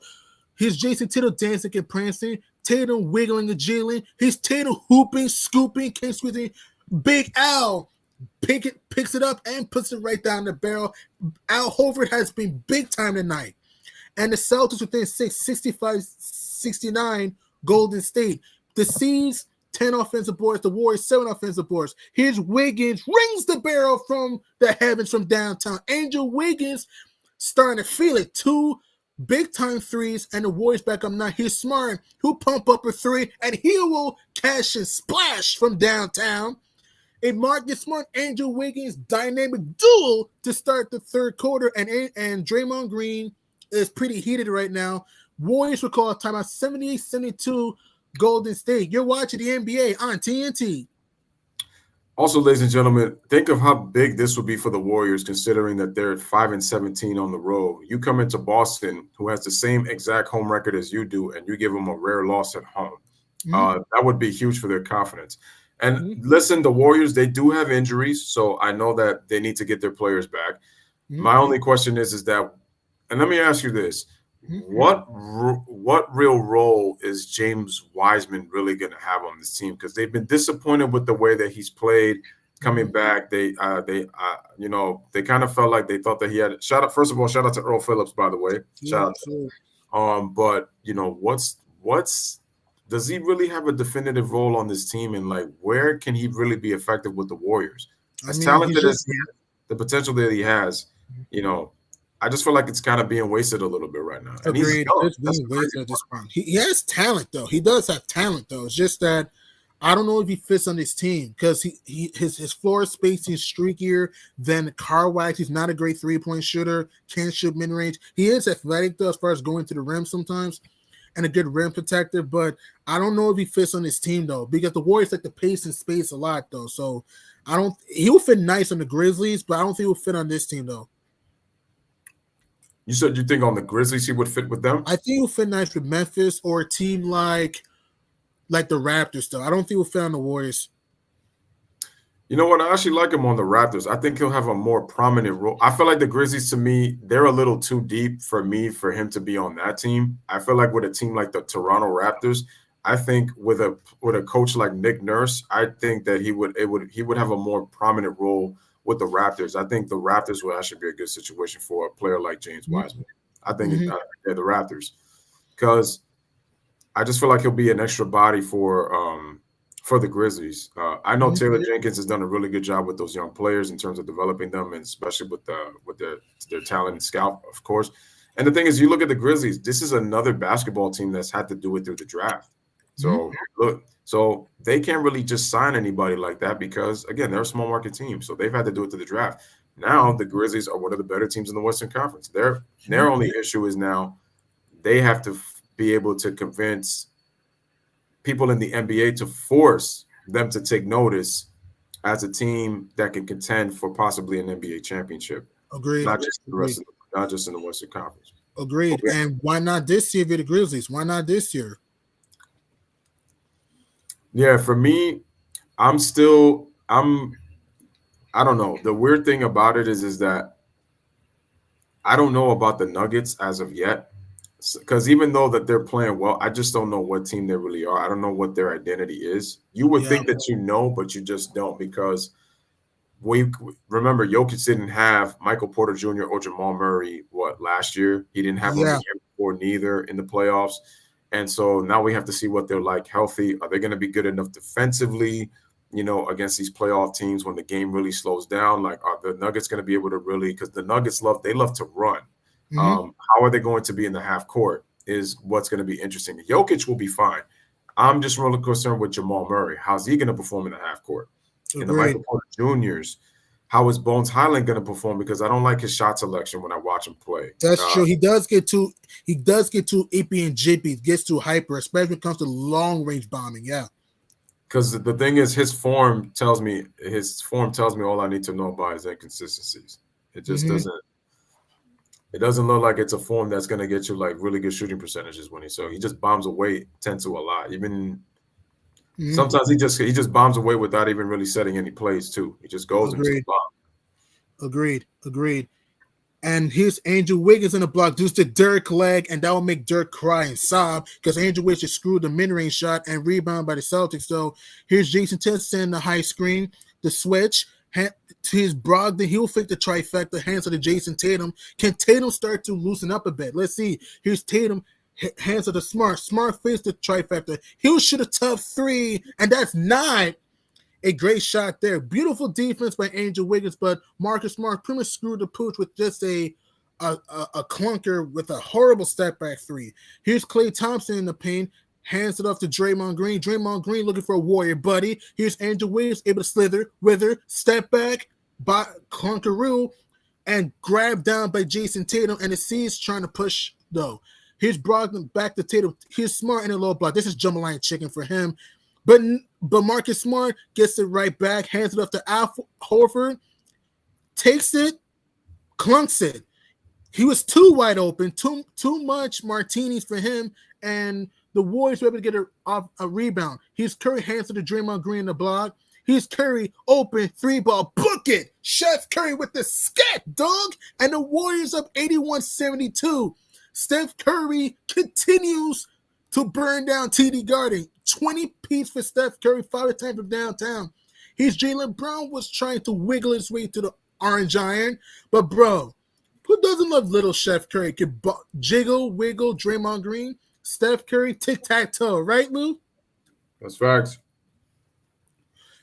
And don't forget this. Curry was 1 for 6 to start the game. But he has really, really turned on the engines. And he has a 20-piece, including 5 devastating back-breaking threes. Remember, in Game 4 against the Celtics last year, he had a 43-point extravaganza, including hitting a juicy four to put the Warriors up 3, and a step-back rain-making 3 to put the Warriors up by 6, and that pretty much closed the book on the Celtics for the Warriors to tie the series up at 2 games apiece, thus winning the series in 6. And Boston losing 3 straight games in the finals is the first time in their history that they lost 3 straight finals games, and the basketball was a little too wet because Steph Curry made it uber wet. Here's Malcolm Brogdon able to shimmy his way to the rim, and the iron wasn't kind. Rebounded by Dante DiVincenzo of the Dubs. Here's Klay Thompson, puts up a 3, and a moving screen called on Steph Curry, and the C's will get the ball right back, though. Well, here's another bugaboo for the Celtics into why they lost the NBA Finals. There were times in the third quarter they struggled, but most really the fourth quarter is when the Celtics pretty much got smacked around and lost the series in 6, though. And that's why the Warriors ended up being the champions of the world, though. Here's Dante DiVincenzo at the top of the key on Jason Tatum, and DiVincenzo little too handsy and pansy, and Tatum, the Celtics will get the ball right back, though. And Joe Mazzulla playing football with C's, and Joe Mazzulla, man, he has a whole lot of hops and playing hopscotch, and he has a lot of juices flowing. Joe Mazzulla has done a good job with this team, though, preaching ball movement, defense, and the Celtics haven't flinched this season, though. Here's Jason Tatum at the top of the key. He's Tatum inside the paint, but a travel call on the Celtics, though. And if you look at Boston, that's the Celtics 11th turnover of the game, and that is big if you're Boston there. Here's Kevon Looney in the high screen. Here's Curry, who'll show up a 3, and caramba, a backboard breaking 3. Here's Derek Roy on the drive. Here's Brogdon, he'll show up a 3-pointer. Hibbity hop hop hop, no goody. And here's JP on the drive. Here's Jordan Poole, Jordan Poole looking for an opening. Poole 3, send the block, no. C's on the push. Here's Malcolm Brogdon shimmy to Tatum. Tatum puts up a 3. Hibbity hop, no. Jason Tatum continues to have sphincteritis. 4-14 from the field, though. Just aiming his shots. Here's Steph Curry wiggling, jiggling, floating, croaking, and can't scoop it in. Here's Malcolm Brogdon, pushing the pace, though. Celtics right now just struggling the third quarter to get open looks. Here's Tatum in the low post. Throws it up the floater. can't put it up and in, but who get his behind to the foul line, though? Who get his behind to the foul? Oh, my fault. Jason Tatum's 4 for 16 from in the field, though. And he's really yakking up the trifecta. 8 threes already launched by the head leprechaun, Jason Tatum, though. What do you think about that, Lou? But this is what caused Jason Tatum to struggle in last year's finals. He continues to jack up shots, knowing that you're struggling. Yo, get to the free throw line. You hit 6 free throws in the first half, but you're settling for jump shots and you keep settling for step back threes. That's that ISO ball that ended up hurting him last year, and it's hurting him right now in this third quarter. He needs to get away from that and attack the rim. When you attack the rim, that's when your shot is going to look like you're shooting in the you're shooting at the shooting in the ocean. That's what I meant to say. Yeah. I apologize for the stuttering, but it's like the rim will open like it's a damn ocean. You need to get to the free throw line. Agreed. And agreed. And Jason Tatum right on the schnoz of Jordan Poole. Anthony Lamb in the paint. Anthony Lamb spinning, wiggling, jiggling. Ooh la la! A delicious, yummy lamb for Anthony Lamb, putting the Celtics in the rating with the spinorama, and the Warriors up 83-74 in the third quarter in Boston. Here's Brogdon for 3. That will rat-a-tat out. Celtics continue to clunk from downtown, though. Here's Derek White guarding Steph Curry. Here's Steph Curry spinning, wiggling, jiggling, throws up the floater, hibbity hop, hop, hop. Nope. But who get himself to the free throw line, though?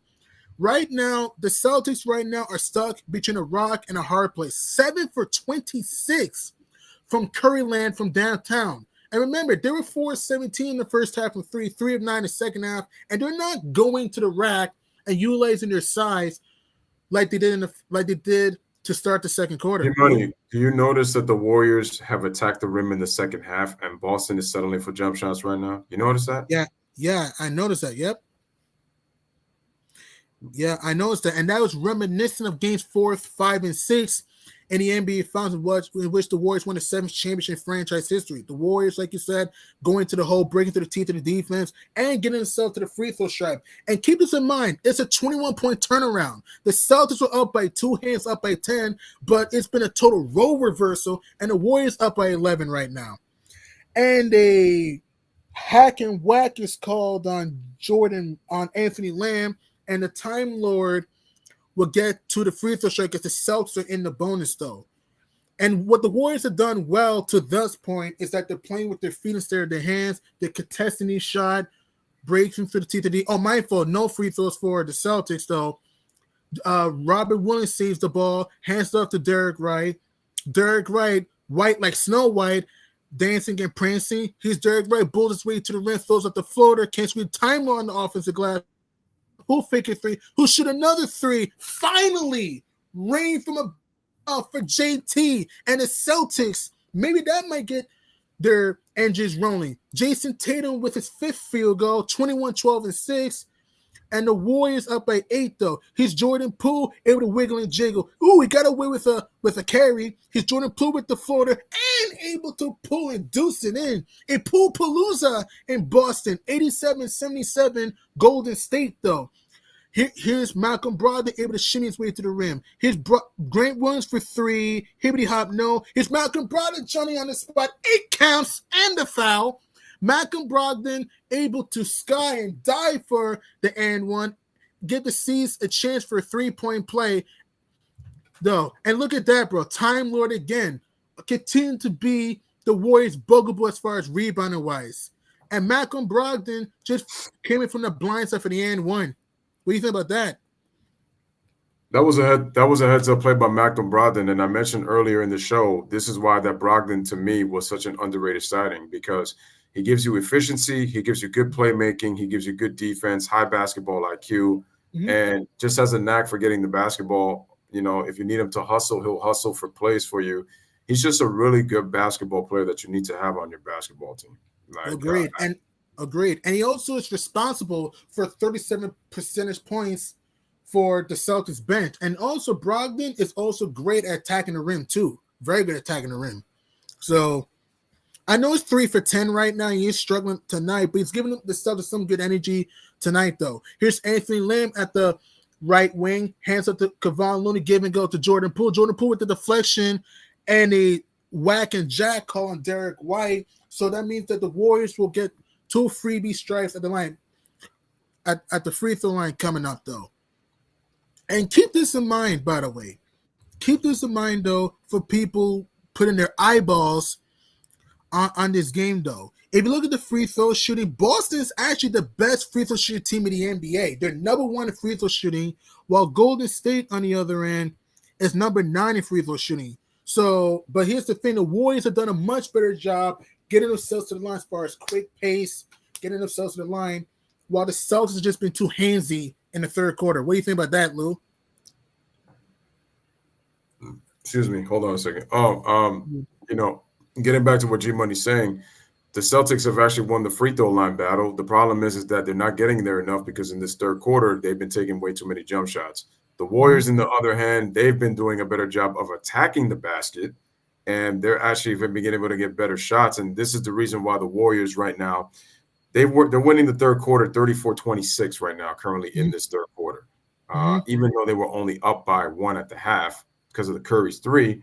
But the reason why the Warriors are up is because the Celtics have also turned the ball over in the third. But right now they have poor shot selection, and with the Warriors getting this run going, Clay was able to get a rest. Now Curry's going to go sit down. Clay is back in the game, and what Boston needs to do is that Boston, again, like I said, they need to attack the rim and get to the free throw line. That's how they were winning in the first half. They got away from that, and that's why the Warriors not only came back, but then they ended up taking the lead. And if you look at this third quarter, the Warriors have been able to get to the free throw line and attack the basket. They're taking a page out of the Celtics book, which is why the Celtics are down in the third. That is true. And what's helping Boston is, again, a bunch of offensive boards. It's been a boarded monster for Boston tonight. And it seems within a touchdown, 89-82 Golden State. JT able to chance and wins. JT throws up a prayer. No siree, dog. And that will conclude the third stanza. Golden State continues to be the thorn on Boston's side. 89-82 Warriors, a touchdown lead for the champs. Will the Celtics finally get the comeuppance and get revenge on the Warriors, or will the Warriors continue to pummel the Celtics fans? We'll find out. You're watching the NBA on TNT.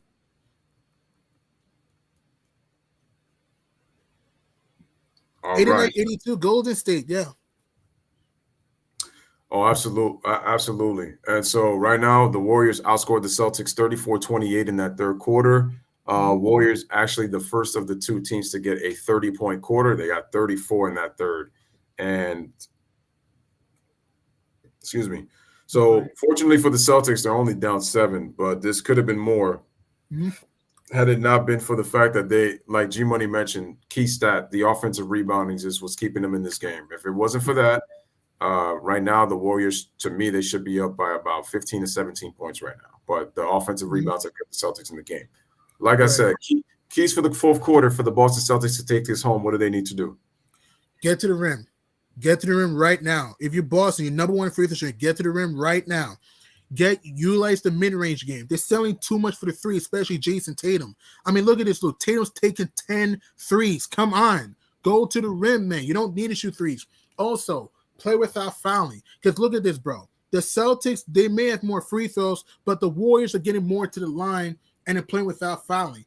And also continue to kill the Warriors on the offensive glass because the Warriors are pretty small. So if you're Boston, if you want to turn the tables on the Warriors and get the dub, you need to rebound, use the mid-range game, get yourself to the free throw line, and swarm the perimeter. Yeah, and what's bad about it now is that now the Warriors well, actually, no, Celtics only out-rebounded by 4, but the offensive rebound had helped the Celtics have the rebounding advantage, 44-37. And that's what people need. That's what the Celtics need to realize. They are going to win the rebounding advantage because they have a bigger team. The Warriors are not a big team. They're a small team. So they need to continue to attack the boards on both ends and continue to win that battle on the offensive glass, which they've done. They're +8 on the offensive boards. The only problem is also they haven't been able to take advantage of the turnovers on points off turnovers. The Warriors, on the meantime, though, they have 17 points off of the 11 Boston Celtics turnovers, while the Celtics only have 10. So they're winning that battle. Shout out to Nets World in the building. What's up? He says, "Why do the Warriors own the Celtics?" It's because the Celtics beat themselves. They know that they're better than Golden State, but they have a lot of bad habits. When they like this sometimes. They like this sometimes. When they're beating them easy, they get away from what got them the lead, and then they start to ISO a lot. They have to find the way to also get Jaylen Brown involved. He's only taking 8 shots. You gotta get him involved, especially with the fact that Tatum is struggling. Usually when Tatum struggles, Jaylen Brown usually picks up the slack, but he's not getting enough shot attempts. You need to get him more shot attempts in the fourth quarter. And because remember, this is only a 7-point game. So give him the opportunity to try to take over because he has that ability, and the Celtics should have a chance to win. But like G Money said, they have to attack the basket. They cannot settle for the 3-point shots. This is what killed them in the finals last year. When they own the paint, when they win the rebounding battle, they can control tempo. They have not been able to control tempo as well because of the fact that now the Warriors are attacking them on the basket, and Boston is bailing their defense out by shooting too much from the perimeter. As good as they are, they don't need to do that, especially when their shots are struggling, when they're not falling. That is true. And Derek White opened his ears and actually listened because he's getting his behind to the free throw stripe. And Derek White, an underrated pickup for the Celtics, though. Remember, came in for a trade last year from the Spurs. Correct. Tonight he's been garbage tonight, had a goose egg tonight, all 5 from the field. But maybe this free throws will wake him up. And speaking of that, another conqueror at the foul line. Celtics missing some key free throws, though. And remember, that hurt them in the finals, especially in Game 5. In Game 5, the Celtics missed 10 free throws in Game 5 and lost by 10. So imagine they connected them, all of them. Who knows? And Derek White able to ring the barrel at the second freebie, and the Celtics within a 6. 89-83, chance on top, 11:40 to go in the fourth quarter. Here's Draymond Green with the fake and take. Bounce pass to Klay Thompson. Klay Thompson faking, taking, hibbity hopping, can't squeeze it in, and Time Lord with a big-time board, sees on the run. Here's JB, 1 for 8 from the field, though, needs to get himself in the party. Here's Jason Tatum at the top of the key. Here's Tatum, step back, 3-pointer, another 3. Time Lord on the offense got deflected out, last touch by the Warriors, and Jason Tatum, 5 of 19 from the field. He has been colder than Marvel ice cream, and he's bailing the Warriors out with some stupid threes, though. 11 threes attempted by JT. Just a wrong way to play if you're Boston. Here's Tatum, hands up to Time Lord. Here's Derek White at the left wing, hands up to Brogdon at the top of the key. Here's Brogdon to White. White, 3-pointer. Boston can't buy one. Boarded by Dante DiVincenzo, though. The Celtics, 7 for 27 from the great beyond right now. So here's Andrew Wiggins, though, facing up Derek White on his grill. Here's Wiggins jiggling, floats off the shot, air mailing, but he'll get his free throw game going, though. Oh, my fault. Boston, 8 for 32 from 3, though, and most of the threes are just not within the offense, though. Just like quick rush threes instead of screen roll threes and pick and pop threes.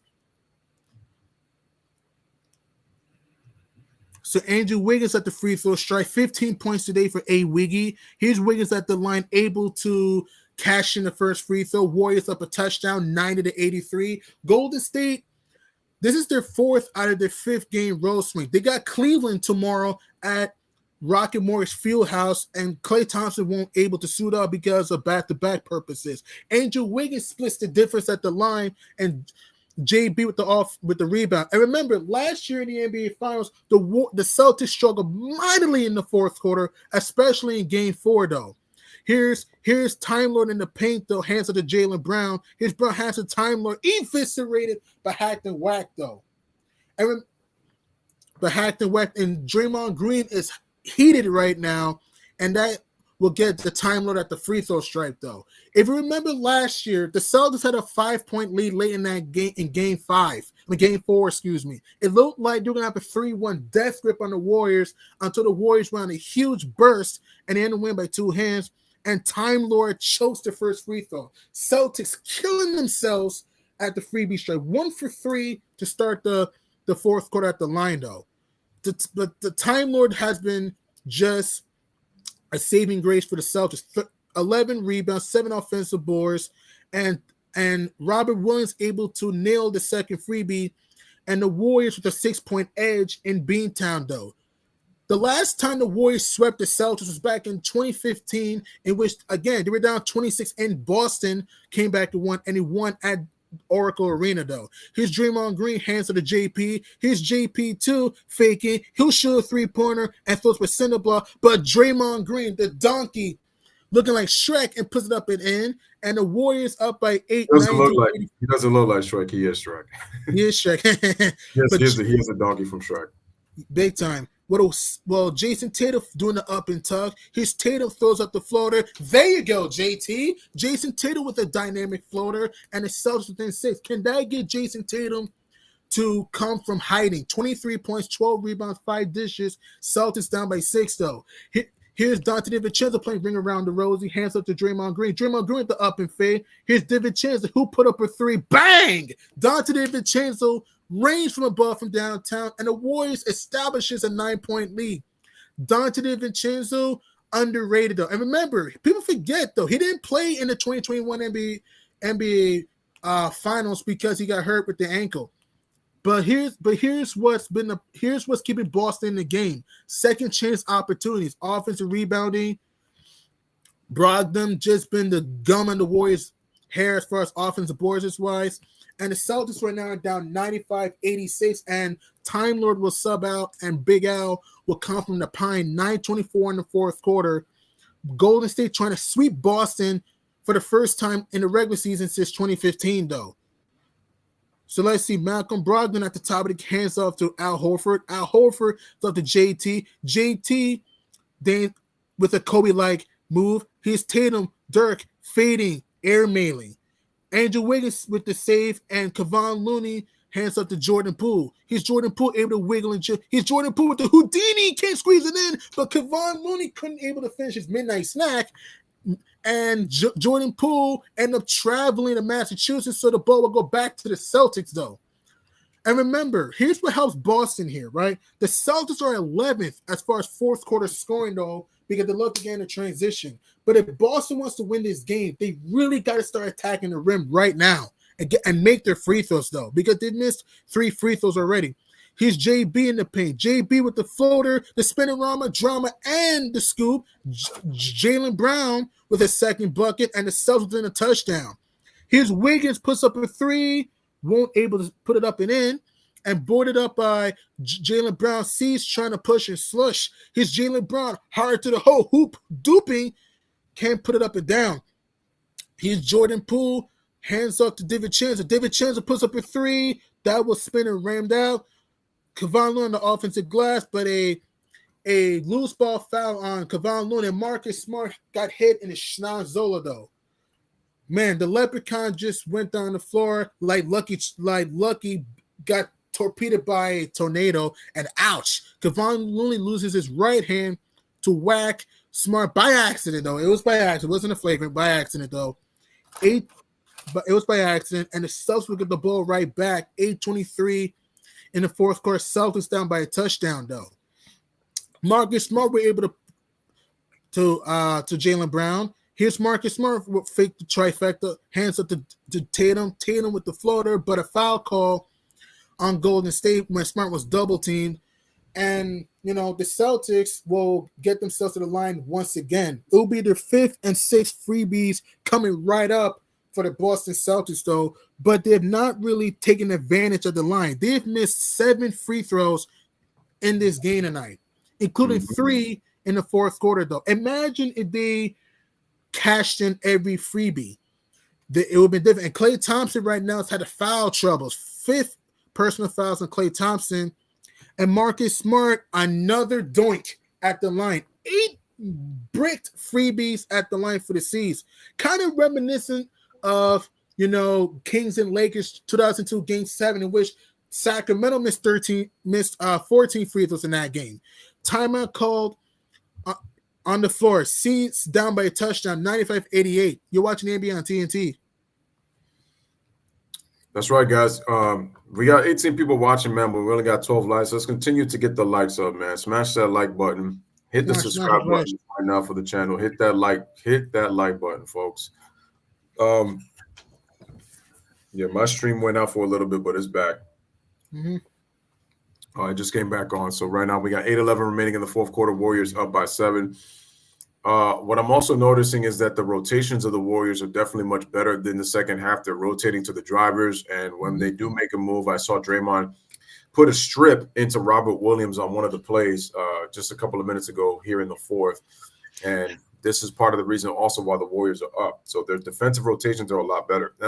I think this is a game that can turn the Warriors season around because, like I mentioned, you beat a team that has the same exact home record that you do, 17-5 at home, one of the better home records in the NBA. I think they're tied with the Warriors for best record, I think, at home in the NBA. I could be wrong, but I believe that Yeah, they're tied. Both teams are 17-5 at their confines of home. Yeah. So yeah, I think for to me, this would be a bad loss for Boston because now it's like the Warriors, they just beat a team that has the best record in the NBA, and you also knocked off a team that came in winning 7 straight games. So that to me is, and you're coming into a team that you beat last year in the finals. That to me would be very huge. So that'll be a bad loss. And that'll be a bad loss to a team that you lost in the NBA Finals, a team that smacked you upside the head in the Bay Area by Sweet 16. And remember, Boston was up 10 early because they were sharing the ball and getting Robert Williams involved. But now they're starting to play the Warriors game. To beat Golden State, you got to get the Warriors and you got to kill them in the paint. You got to get yourself to the free throw line and you got to make free throws. And that's what Boston's not doing. They missed 8 free throws. Mm-hmm. Oh, yeah, real quick. My bad. Boston is 17-5, and so are the Warriors. But I totally forgot that they do not have the best home records in the NBA. The best home team in the NBA, that would be the Denver Nuggets. They are 21-3 at home, and the Grizzlies are second in the NBA. They have the second best home record at 20-3. So the top 2 teams in the West have the top 2 home records in the NBA. But the Boston Celtics have the best road record in the NBA. They're 16-7. That's true. And speaking of the 17-5 with the Warriors at home, did you notice that Golden State lost 3 straight home games? By the way, yep. They lost to Detroit at the Horn, Orlando, and then Phoenix shined bright and smacked the Warriors upside the head, despite no D-Book, no CP3, no Cam Johnson, no DA, no Landry Shamet. Pretty much a shopping list of players being out for the Suns, and the Suns still managed to win a dub nation. I got to say that the Phoenix Suns, the reason that they're struggling, they have a lot of injuries. I feel like at full strength, they'll be back. They'll get on a win streak, and they'll get back think of things in the West. The funny thing is, as bad as the Lakers have played, they are only I believe about 4.5 or 5 games out of the 6th spot. So they're right there. They're literally right there. They're only 2.5 back. 2.5 back. Actually, no, they're 2.5 games back from the 6th spot. 2.5 right.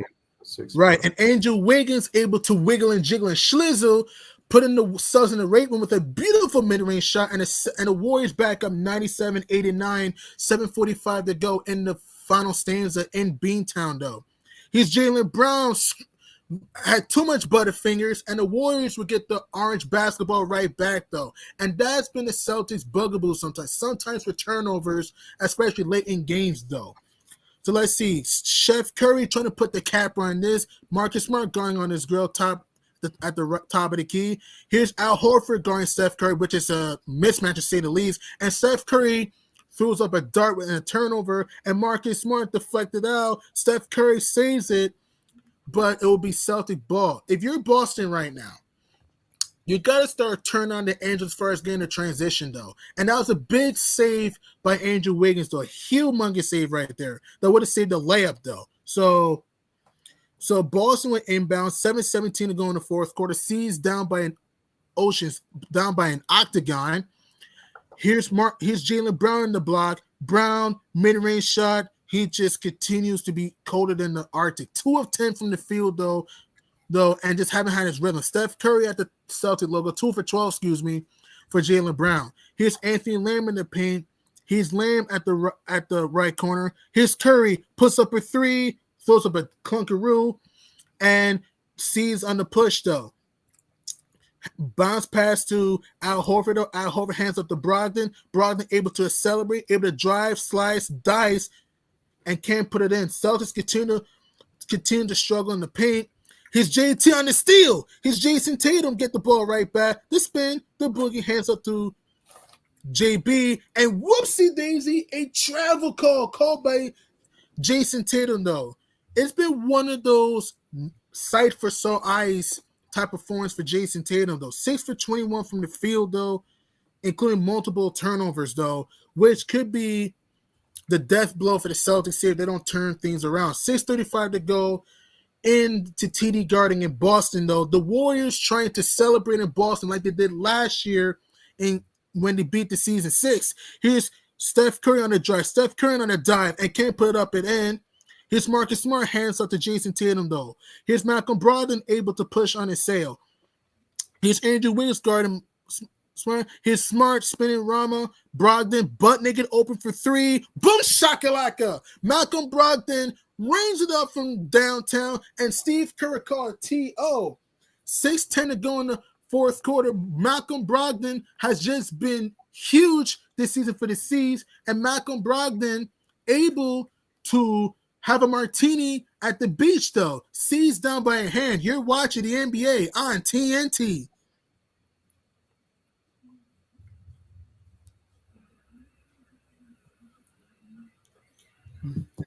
G-Money, I just sent you a message. Hang on. Just text it to me back. Okay. Jay in the comments section says a number of he says when the Warriors play their game, the opposing team can't do what the Warriors do or it's a loss. They want you to play their game. Nobody else can do that. There's only one Steph Curry. That's right. And the Celtics, they have to stop. They have to not try to play the Warriors game. They need to play their game. That's why the Warriors struggle against them. When they're able to be physical on defense, they own the paint and win the rebounding battle. You're playing Celtic basketball because then all those isolation plays will be able to work by that point. But trying to play the Warrior style isn't going to work. I'll play their game, play yours. Earl says, I guess the Warriors have just got the Boston Celtics number. Yes, you do. Because the thing is, the Warriors, they understand what Boston likes to do. So when they get allowed to play their style of play, that's when Boston tends to struggle because now they get away from scoring inside and then they want to try to play the Warriors game by just beating them from the outside. Listen, they may be number 2 in the NBA in threes made and attempted, but when you're playing a team that's kind of similar to you when it comes to making threes, there's a difference. The Warriors have been one of the best passing teams in the NBA for the last 7 seasons for a reason. And Boston is a good passing team themselves. But when they get into droughts, they have a tendency to, again, settle for jump shots. They just settle, and you can't expect to do that, in the playoffs. So Right. And another issue why Boston is struggling right now, I just don't think they've done a good job with their pick and roll and lob with Time Lord in the second half. Do you notice that, though? They've been giving Time Lord all the lobs and jams, though. I just think they're playing too much street ball and hero ball right now. And also, why not get Grant Williams some corner threes? Do some screen roll, get Grant Williams some corner threes and some wing threes in there. Jay says John Wall has a team option. At this rate, it's an expiring one. Ayton has a no-trade clause this year. That's his choice. And he also says, Jay says, aging point guard in terms of he's saying John Wall. What's your assessment of the Los Angeles Clippers? Disappointing team. I'm sick and tired of Kawhi Leonard. At one point, he was my favorite player, but all these games that he's doing, I know that he's got the degenerative knee issues, but I just feel like playing and not playing and all this kind of stuff. According to Kawhi, there's issues with the medical staff. I've heard Ty Lue has gotten called out, and he's on the hot seat right now with the Clippers. And it's just a mess because it's almost like if they don't win a championship, their best shot was really 2021. And or 2020, you can say too. Even 2020, you can say, yeah. Well, 2020, they clearly blew that because they were up 3-1, and then they just wanted to leave. They didn't want to be there no more to play the Lakers in the Western Conference Finals. I don't think they were afraid of the Lakers. I just think their mindset was not into it. Because to me, it was like they've been beating the Lakers in the regular season for the last couple of years now. And it's just that 2021, what to me was their best chance at winning an NBA championship. If they don't do anything this year or even possibly next year, and it's looking pretty bleak for the Clippers, like they traded away, their assets. You kind of starting to look back at that Gilgeous Alexander trade and things like that. Draft picks that they gave up to get Paul George. Yeah, like those kind of things you're starting to look back, especially with the way that Kawhi and PG, they can't stay healthy. All right, right. Back to the action. Right. And speaking of staying healthy, the Celtics are revitalized right now. He's Jaylen Brown, the Spinorama. He's Tatum, Jason Tatum dancing and prancing. He's Jason Tatum trying to take this game on and over. Here's Marcus Smart at the top of the key. He's Tatum hard to the hole, hoop and dupe, and he'll get his keister to the stripe. And right now, the Celtics starting to play with gusto. Jordan Poole with the screwing the pooch, and Jaylen Brown able to throw down the thunder slam and damn it ding dong, and the Celtics within 3, 97-94. And my problem with the Clippers, man, they can't score. Their bench is inconsistent. Reggie Jackson's been a complete disappointment this year. Kawhi and PG have been hobbled again. Jason Tatum able to nail the first freebie, and the Celtics within a couple. And also, Ty Lue not making adjustments. Kawhi Leonard not being a leader. It's been a mess, bro. The Clippers have lost 9 out of 11 games at the start of 21-15. That team is stuck pretty much between a rock and the brick wall that you see Wile E. Coyote always get smashed into. And that's the problem here. It's an 8-0 run by the Celtics, though. Here's Poole step back 3, no siree dog. Jason Tatum flies in for the board, and the Celtics can get into the high side. Buckle up your seatbelts, baby. Here's Tatum wiggling, jiggling. Tatum hands it to Brown. Brown, 3-pointer. No siree dog. Tatum on the rebound, can't tip it home, and then Dante DiVincenzo will get the board. Here's Steph Curry, bounce pass to DiVincenzo. DiVincenzo looking for some help. Here's Draymond Green at the right wing. He needs some quote-unquote assistance. Here's Andrew Wiggins able to shizzle. Who hands it to Green? Green, 3-pointer. Boom, baby! Draymond Green with the enormous 3-ball. And the Warriors up by 4. Have you noticed, Lou, this year that Draymond Green has hit some back-breaking threes late in games? Have you noticed that? Yes. It's crazy to me because, Draymond Green has been struggling for 3 for the last, 4 or 5 seasons. But this year he has hit some big threes. He has. And speaking of big threes, Al Horford can't retaliate and boarded by Jordan Poole. Here's Draymond Green on the drive. Here's Dre, hands it off to Andrew Wiggins. Wiggins hands it to JP. JP3 at the right wing. Here's JP3 on the drive. JP3 to spin, throws it up. Can't put it home, boarded by Al Horford. 196, Golden State on top, trying to close the door on Boston again.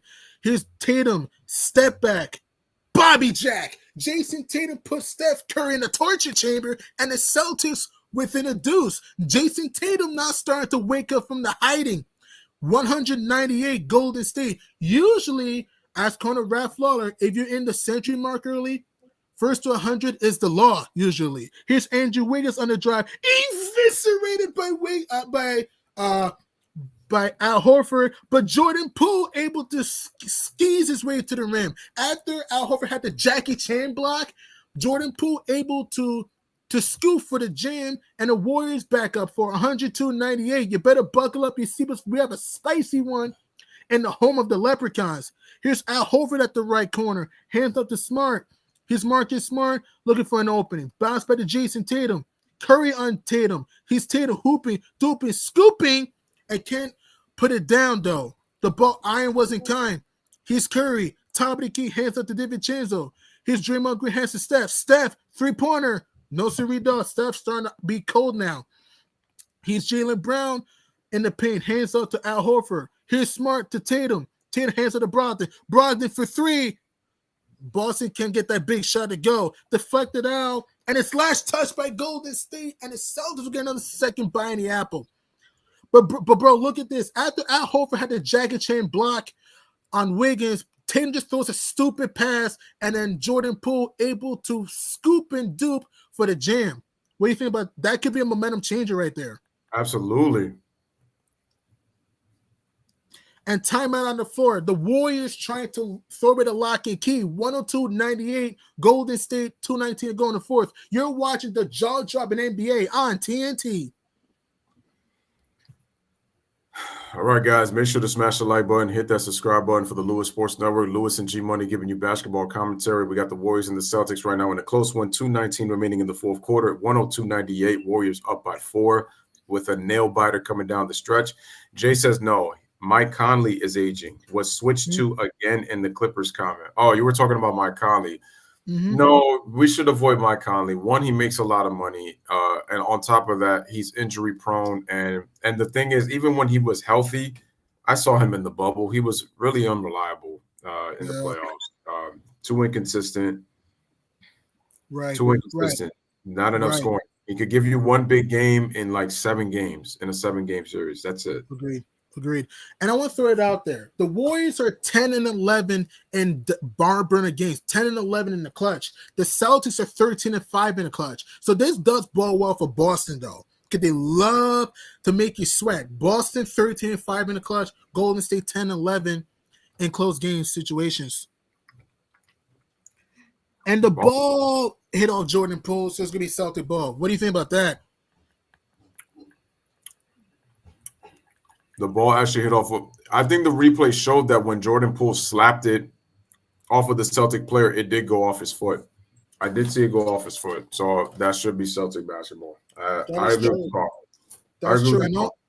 And also consider the fact that Boston is 13-5 in the clutch, while Golden State, they've had their bugaboo in the clutch, 10-11 in close games, though. Consider that.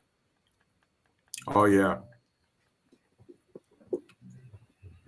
Yeah, the Warriors, they've made some key mistakes, and they've also missed some big shots, like especially when in the last 2 minutes of the game. I've noticed a lot of times it's always usually in the last 2 minutes that the Warriors tend to struggle a lot. It's not even within 5. Like the game could be really close to go back and forth for about 3, and then in the 2-minute mark they give up some big baskets. They miss some key shots. And then by the end of it, they're putting their opponents at the free throw line when they struggle to score. So a lot of the Warriors' issues have kind of, to me, from what I've seen, has been in the last 2 minutes of the game when the games are close. Right. Wow. I think the Warriors may have got the ball back because it hit off Jaylen Brown's foot. So they're going Jaylen Brown with this one. Okay. And that could be a game changer right there if you're Golden State, though. Not just that, but Jordan Poole, don't forget, had the enormous steal and the rim crusher to put the Warriors up by 4 to begin with. Without that steal, who knows what the score will be right now. So let's see. Steph Curry bring the ball up the court, looking to pretty much lock up the win for the season. You have Curry, Clay, Dre, Wiggins, and Poole, the 5 for the Warriors right now. Here's Steph, top of the key for 3. Can't buy one. Marcus Smart pushing to Tatum down the lane, hopping like kangaroo jack, and just baptizes the iron. And the C's ain't flinching. 102-100. Golden State. JT coming alive. 29-17-5. And the hack and whack. Marcus Smart banged in with Draymond Green, and also. Marcus Smart with a beautiful touchdown pass to Jason Tatum, and Tatum rams it down, while Draymond Green bangs it with Marcus Smart. That saved 2 points for the Warriors, and JP will inbound Steph Curry at the Celtic Leopard logo. Here's Klay Thompson at the right corner. Draymond Green in the paint. Green back to Klay, puts it up, and squeezes it in. Klay Thompson with another backbreaker. Beautiful backdoor play, and the Warriors up by Quattro. 104-100 Golden State.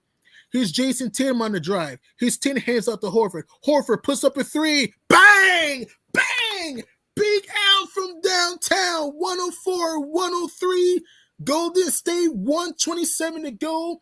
You better buckle up your seatbelts because we're coming in for a spicy one. Here's Jordan Poole to the cup. Jackie Chan rejected by Big Al. And Jason Tatum again loses the ball. deflected out, and the Warriors will get it back. Two devastated teams. Yeah. Hold on, though. You have to give it up to Andrew Wiggins. Jason Tatum never saw him, and he got that big pull from behind. So that was not on. Unfortunately, it's going to be on Tatum, but heads-up play by Andrew Wiggins. He poked that ball away and Tatum never even saw him. That's true. Wow. Why did Jordan Poole pass that ball too late, man? Damn, he could have actually got a better rhythm free on that play. I agree. And then Wiggins couldn't connect the dots from three. Curry right on Jason Tatum's grill. He's smart. He'll fake the trifecta back to JT. Curry right on his grill. JT hands it off and another turnover. Don't settle. What is Jason Tatum doing? Three enormous turnovers down the stretch, and Steph Curry hard to the hole, dice, slice, and scoop. And the Warriors are 106-103. The Curry monster in the backyard, Kobe-esque 24 Warriors up by a trifecta. Here's smart, hands up to Brown. Brown puts up the three, ties the game. Jaylen Brown from way downtown. What I tell y'all? Get Jaylen Brown involved. Isn't he cooking in the fourth quarter right now? He's been cooking. And Steph Curry looks to cook the Celtics now. 106, even Steven. Steph Curry looks to dance on the seas. Here's Curry wiggling Curry for the win. No siree dog. OT in B-Town. Jaylen Brown with a feathery touch. And we're going to OT. The Celtics able to punch back. Able to show the Warriors what we're made of. And now we're tied at 106 going to overtime. Oh, my gosh. Jason Tatum almost cost the Boston Celtics the game. Luckily, Tatum, I said Tatum. Andrew Wiggins missed that huge three, but I'm mad at Jordan Poole because he took too long to pass him the ball, and it took Wiggins' rhythm off a little bit. I think he would have got a better rhythm shot. It was still a good look, but I feel like it would have been much more better if he didn't hold that ball too long. But, ladies and gentlemen, once again, we pick a great game because we're going to overtime. And also, Boston called a timeout report 4 seconds to go. They could win at the buzzer here. 0.4 seconds to go. They call a timeout potentially. So there's still time on the clock. Oh, okay.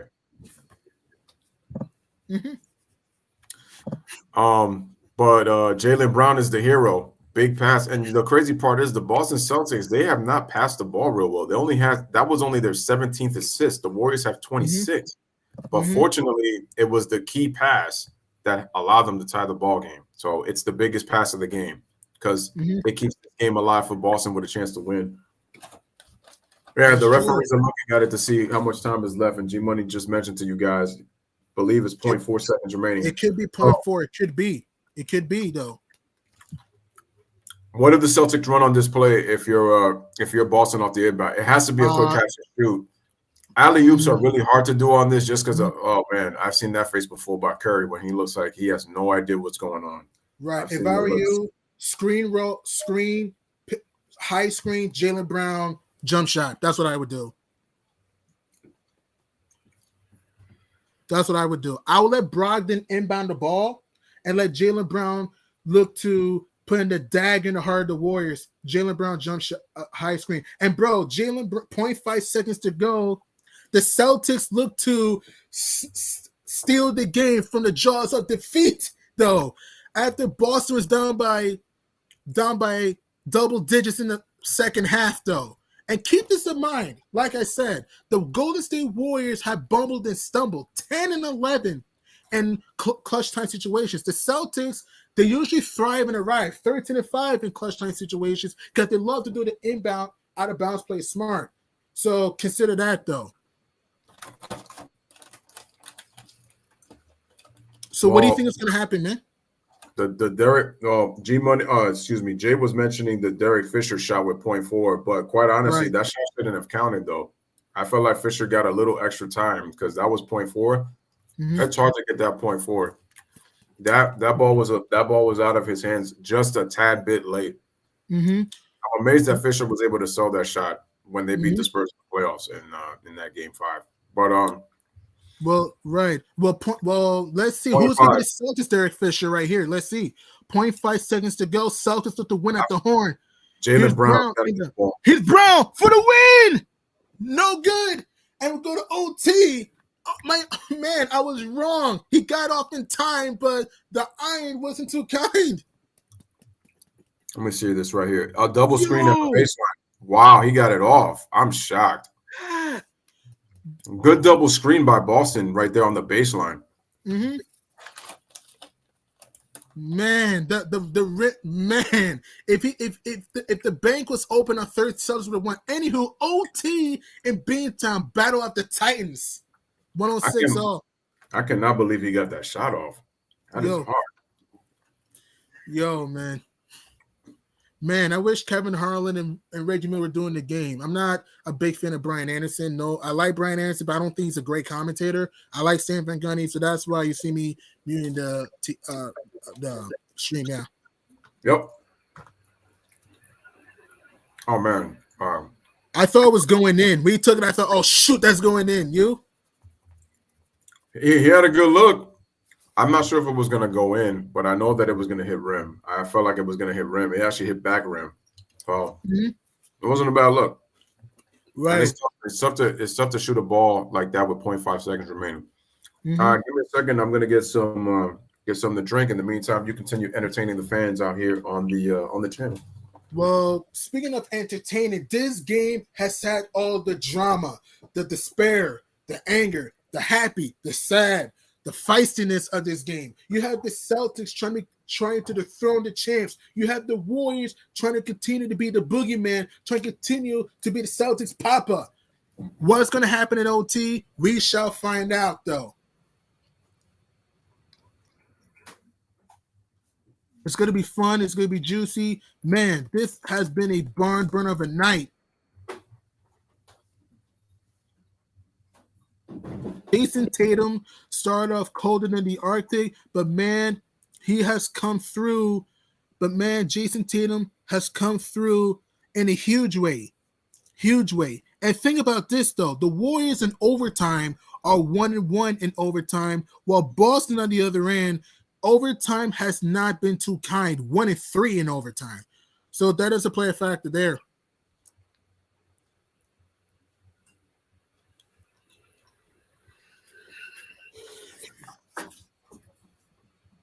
So OT, baby, in Beantown, the barn burner, the extravaganza continues. Al Horford able to hit his backbreaking trifecta, slice lead to 104-103. Then Steph Curry able to seesaw his way to the hoop. And then Jaylen Brown able to knock the game at 106 with a cool cat trifecta, though. So Time Lord and Wiggins going to win back, and the Celtics draw first blood. So Marcus Smart at the top of the key. Like I said, Boston 1-3 in overtime. Golden State 1-1 in overtime. So we'll see who breaks through. Here's the Time Lord, hands it to Smart. Smart faking the trifecta. Here's Marcus Smart able to shizzle and whizzle. Smart with the mid-range shot. Hibbity hop, tap dances, and in. Marcus Smart gets the ball to go in the hoop, and the Celtics draw first blood, 108-106 Beantown. The Celtics' first lead of the second half. Crazy, huh? Here's JP, butt naked, open for three. No siree, dog. Rebounded by Jason Tatum, though. And all he needs to do is just bring the ball up the court and try to take some time off the clock. Here's Andrew Wiggins guarding Jason Tatum's grill. Here's Jason Tatum wiggling and jilling. Jason Tatum spinning, winning. Tatum hands up to Brogdon. Brogdon uppercuts the trifecta. Here's Brogdon in the shizzle waist to Brown. Here's Brown in the paint. Brown throws to the floor. Yes, sirree, dog. A Brown bonanza. And Jaylen Brown coming through alive. The Celtics up by 4-4-4, 110-106. Boston. 13 points for Brown. Here's Steph Curry bringing around the rose. Hands up to Andrew Wiggins. Wiggins to Draymond Green. Draymond Green in the paint. Shellacked. And will get himself to free throw line. Jaylen Brown has been the hero of the night. He has been a godsend in the fourth quarter, though. A big monster match and a huge three and a juicy four to make Steph Curry in the weight room. Steph Curry too little. And Green nails the first freebie. South of the Warriors within a trifecta. If you look at this game, Golden State shooting 40% from the field. Boston also shooting 40% from the field themselves, though. Draymond Green able to nail a pair. And the Celtics up 110-108 here at Beantown. The Celtics are trying to avoid getting the broom against the champs for the first time since 2015. Here's Andrew Wiggins guarded Marcus Smart. Here's Marcus Smart dancing and prancing. Marcus Smart able to shizzle, able to whizzle, so to Florida rejected emphatically by Wiggins. Jaylen Brown gets the ball back, but he throws up a clunkaroo, and then saved by the bell. The hack and whack is called on Draymond Green, and that'll be Draymond Green's fourth personal foul. Huge there, Lou. No, sorry, Clay. That'll be huge there, though. No, sorry, that's Klay Thompson's fifth personal foul. What do you think about that, Lou? Say it again. That's Klay Thompson's fifth personal foul. That is that's a huge foul, because if he goes, you're losing a shooter on the floor, and then they could key in on Curry. That is which true. Which means that the Jordan Poole's going to have to step up now and be the second guy. That is true. And Steph Curry, too much hands in the cookie jar, and he's called for his own whack, 3:18 in overtime, and he ain't able to bulldoze away with Marcus Smart. But I don't think that was a foul there. That's not a foul there. So let's see. Jason T hands it to Horford. Horford hands it to JT. JT top of the key. Tatum, Dance Prince, step back, puts up a three, fills up a cinder block. Steph Curry flying in for the rebound. Warriors on the run. Here's Steph Curry, hands to the JP. JP 3, hands up to the babyface assassin. Draymond Green sending the high screen. Here's Curry in the paint. Here's Curry wiggling and jiggling. Hands up to Poole. Poole to Dre. Dre for Curry. Curry puts up a three. Bang! Steph Curry from downtown, and the Warriors skyrocket into the lead. 111-110. Steph Curry with a cool 27 points, though 7 dishes, though. Here's Jaylen Brown at the foul line. Here's Brown with the floater and able to put the cherry on top of the cake. And Jaylen Brown answers 112-111, sees on top. But, bro, look at this. Steph Curry continues to make the Celtics head spin with beautiful off-ball play. What do you think about that? Curry with the splash and cash. And Jaylen Brown able to retaliate. The battle of the Titans in Boston. 112-111 sees.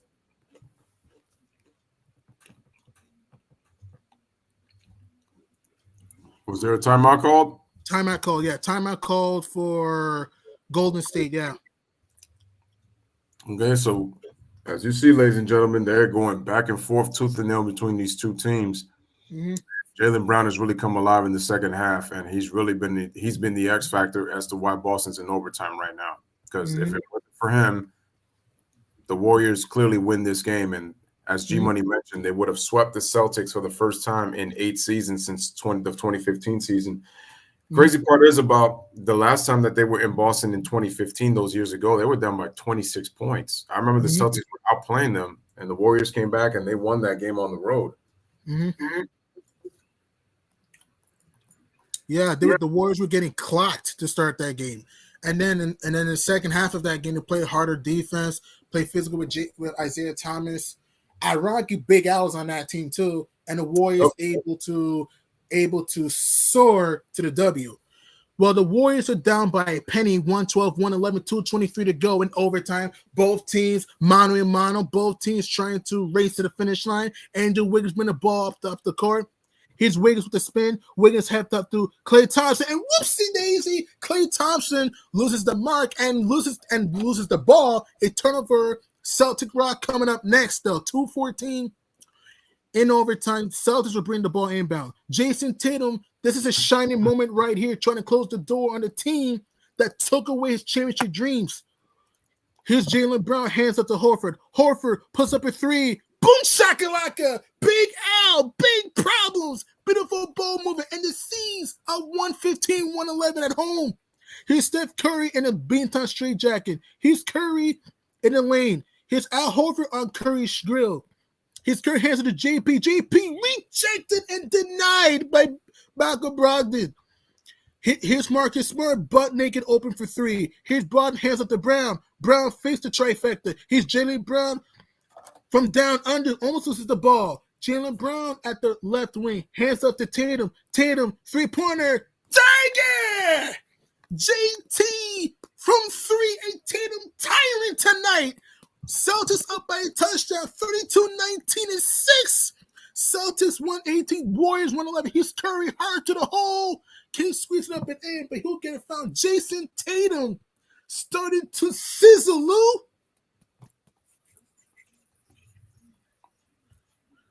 He needs to come alive, and that couldn't have come at a better time.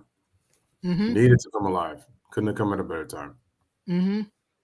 And Jason Tatum, with Draymond Green guarding him bottoms up from downtown, Kobe Bean will be uber proud. Celtics up 118-111 on the Warriors, and Steph Curry able to swish kiss the first free throw, 118-112 Boston.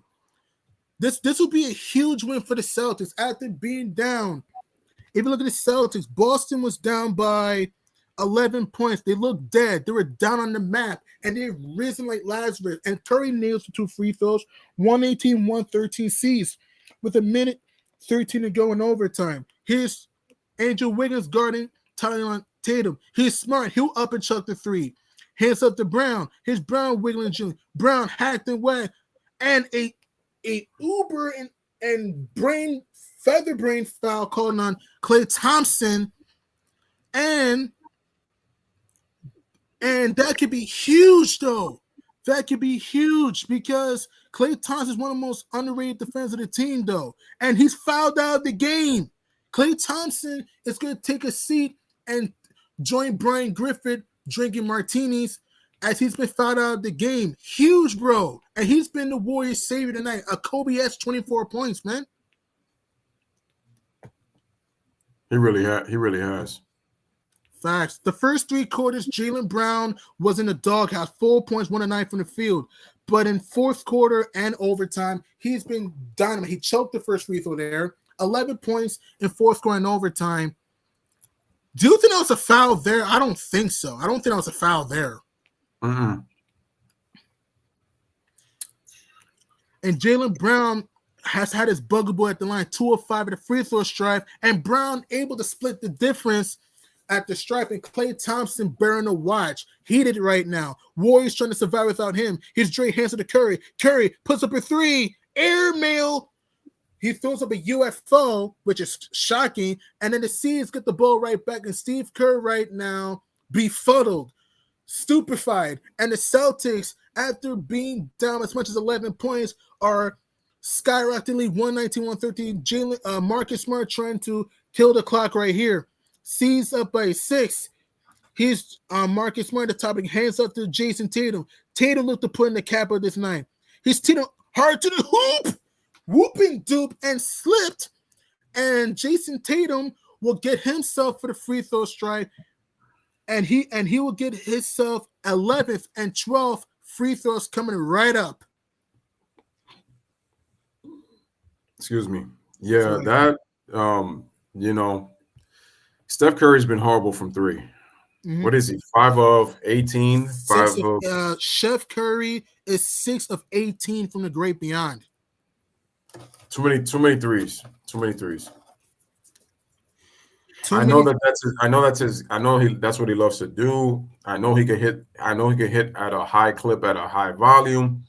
But if your shot's not falling, attack the basket. Agreed. Get more mid-range shots. Did not do that tonight. Part of the reason why the Warriors sometimes struggles, he settles for too many threes. That is true, though. And Jason Tatum able to ring up 2 freebies, and the Celtics up at octagon looking to get the comeuppance on the Warriors. 121-113 Golden State. Timeout by Steve Kerr. So we got 38.2 seconds remaining. Boston up by 8, which looks like they should win this game, but we've seen crazier things. The Knicks blew a 9-point lead with 33 seconds. So yeah. Crazy. That was for me, that was just stupidity by the Knicks, quite honestly. They should have never blown. And you don't blow a 9-point lead in 33 seconds. Agreed. The offensive rebounding, ball watching, that is why the Mavericks pull a rabbit out of their hat, Lou. And don't forget, in that same game, New York was up by Baker's dozen in the fourth quarter, too. Don't forget about that. No, yeah. They were up by 12, and they were up by 9 with 33 seconds. How do you lose a game going into overtime up 9 with 33 seconds left? That's just horrible. And not just that, they're up by 9 with 25 seconds to go. How do you gag that? That's the NBA to you, man. The NBA where wild things happen. Well, Jaylen Brown has been wild, going wild, and Kuka crazy on the Golden State Warriors. 16 big points, including a beautiful dish to Big Al for potentially a back-breaking trifecta, and the feisty Leprechauns find their pot under the rainbow. 121-113, 38.2 seconds to go. Warrior inbound. Dante Vincenzo inbounding. He needs some assistance right now. He has to beat the 5-second call. Here's Andrew Wiggins. Wiggins, three-pointer. He got hacked. Andrew Wiggins got slapped and hacked and will get 3 shots at the line. What's Big Al thinking? Lou.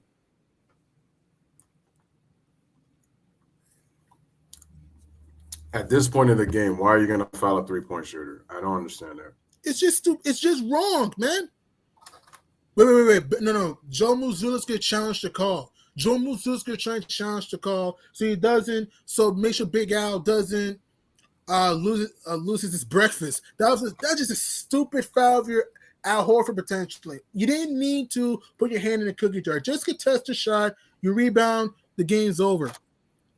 I don't see a foul there though. It looked like Wiggins just flopped. I don't foul. Let me see. Where's the hack? Wow. I would challenge that if I'm Joe Mazzulla. Which he has, yeah.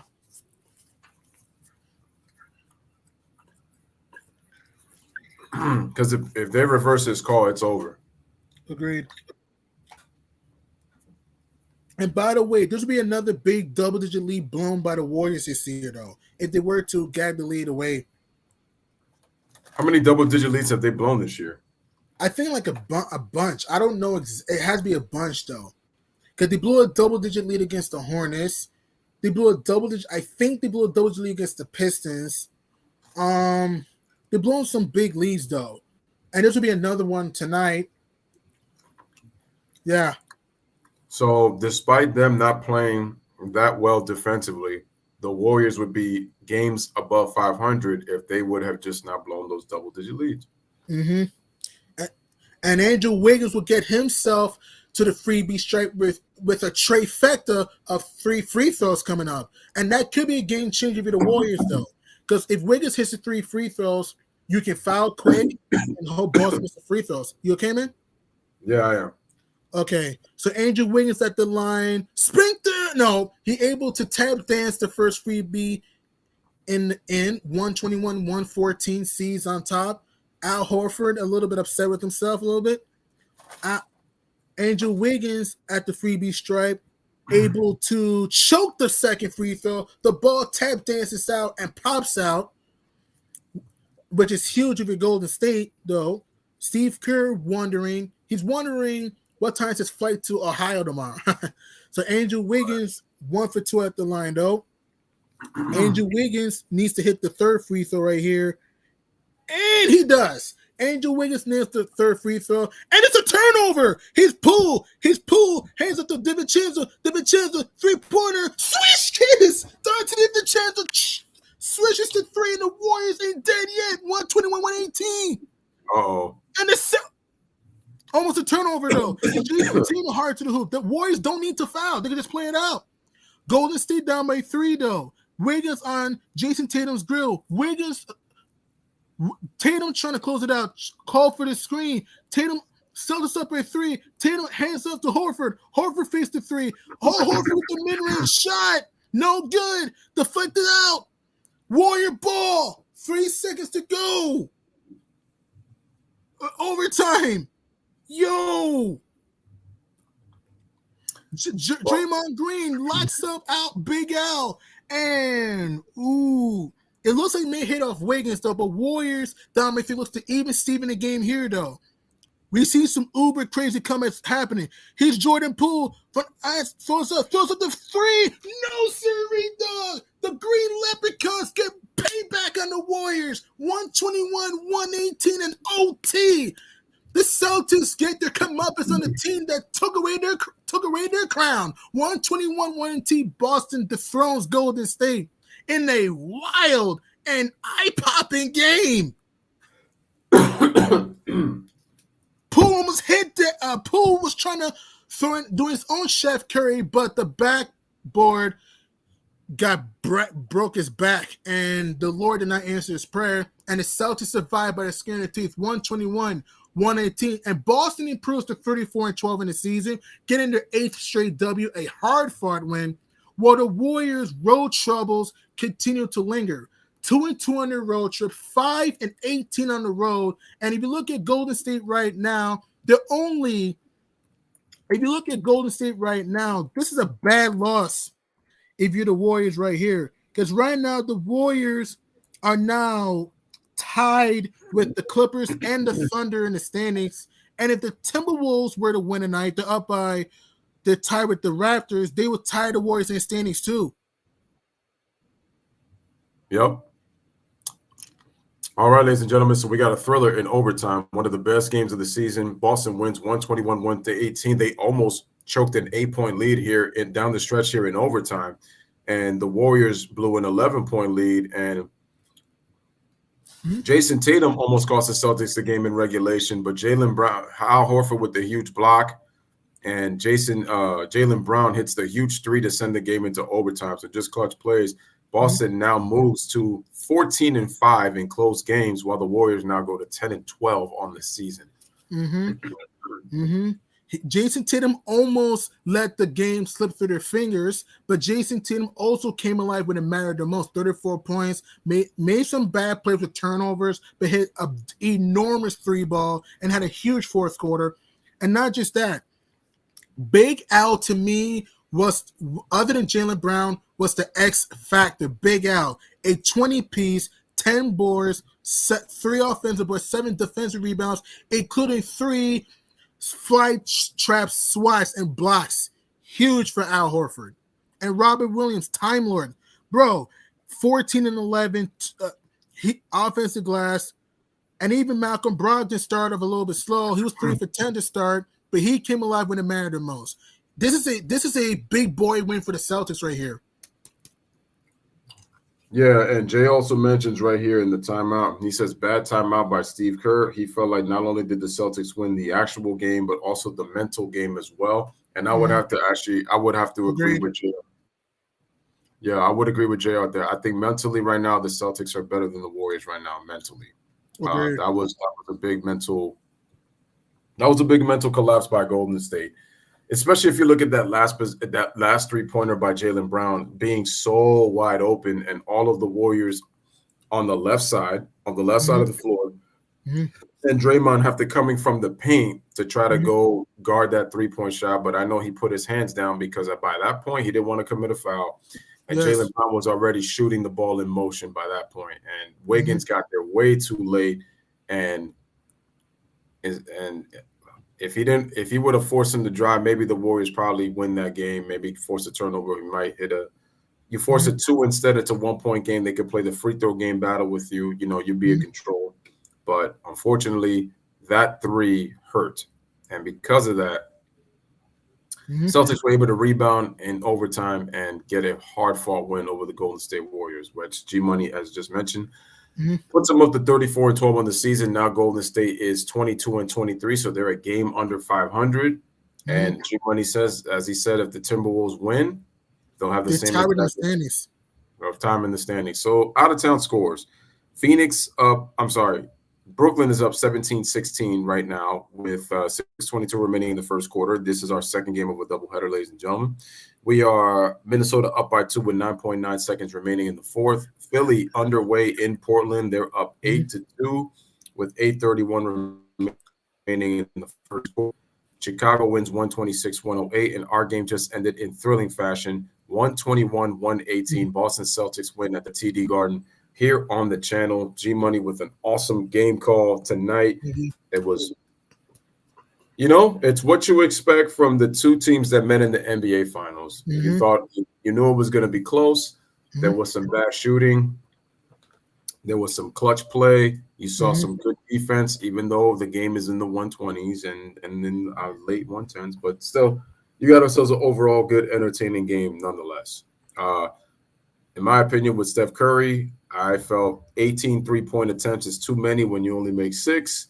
Should have gotten yourself some more mid-range and attack the basket. I mean, I remember the NBA Finals, that 43-point game. You mixed it up that night, and that really opened your three ball up, and you almost couldn't miss from three. But part of the reason was because you kept getting to the basket, and you took mid-range shots when the 3-point shots weren't there. When the Celtics were forcing you inside the 3-point line, Curry's got to do more of that.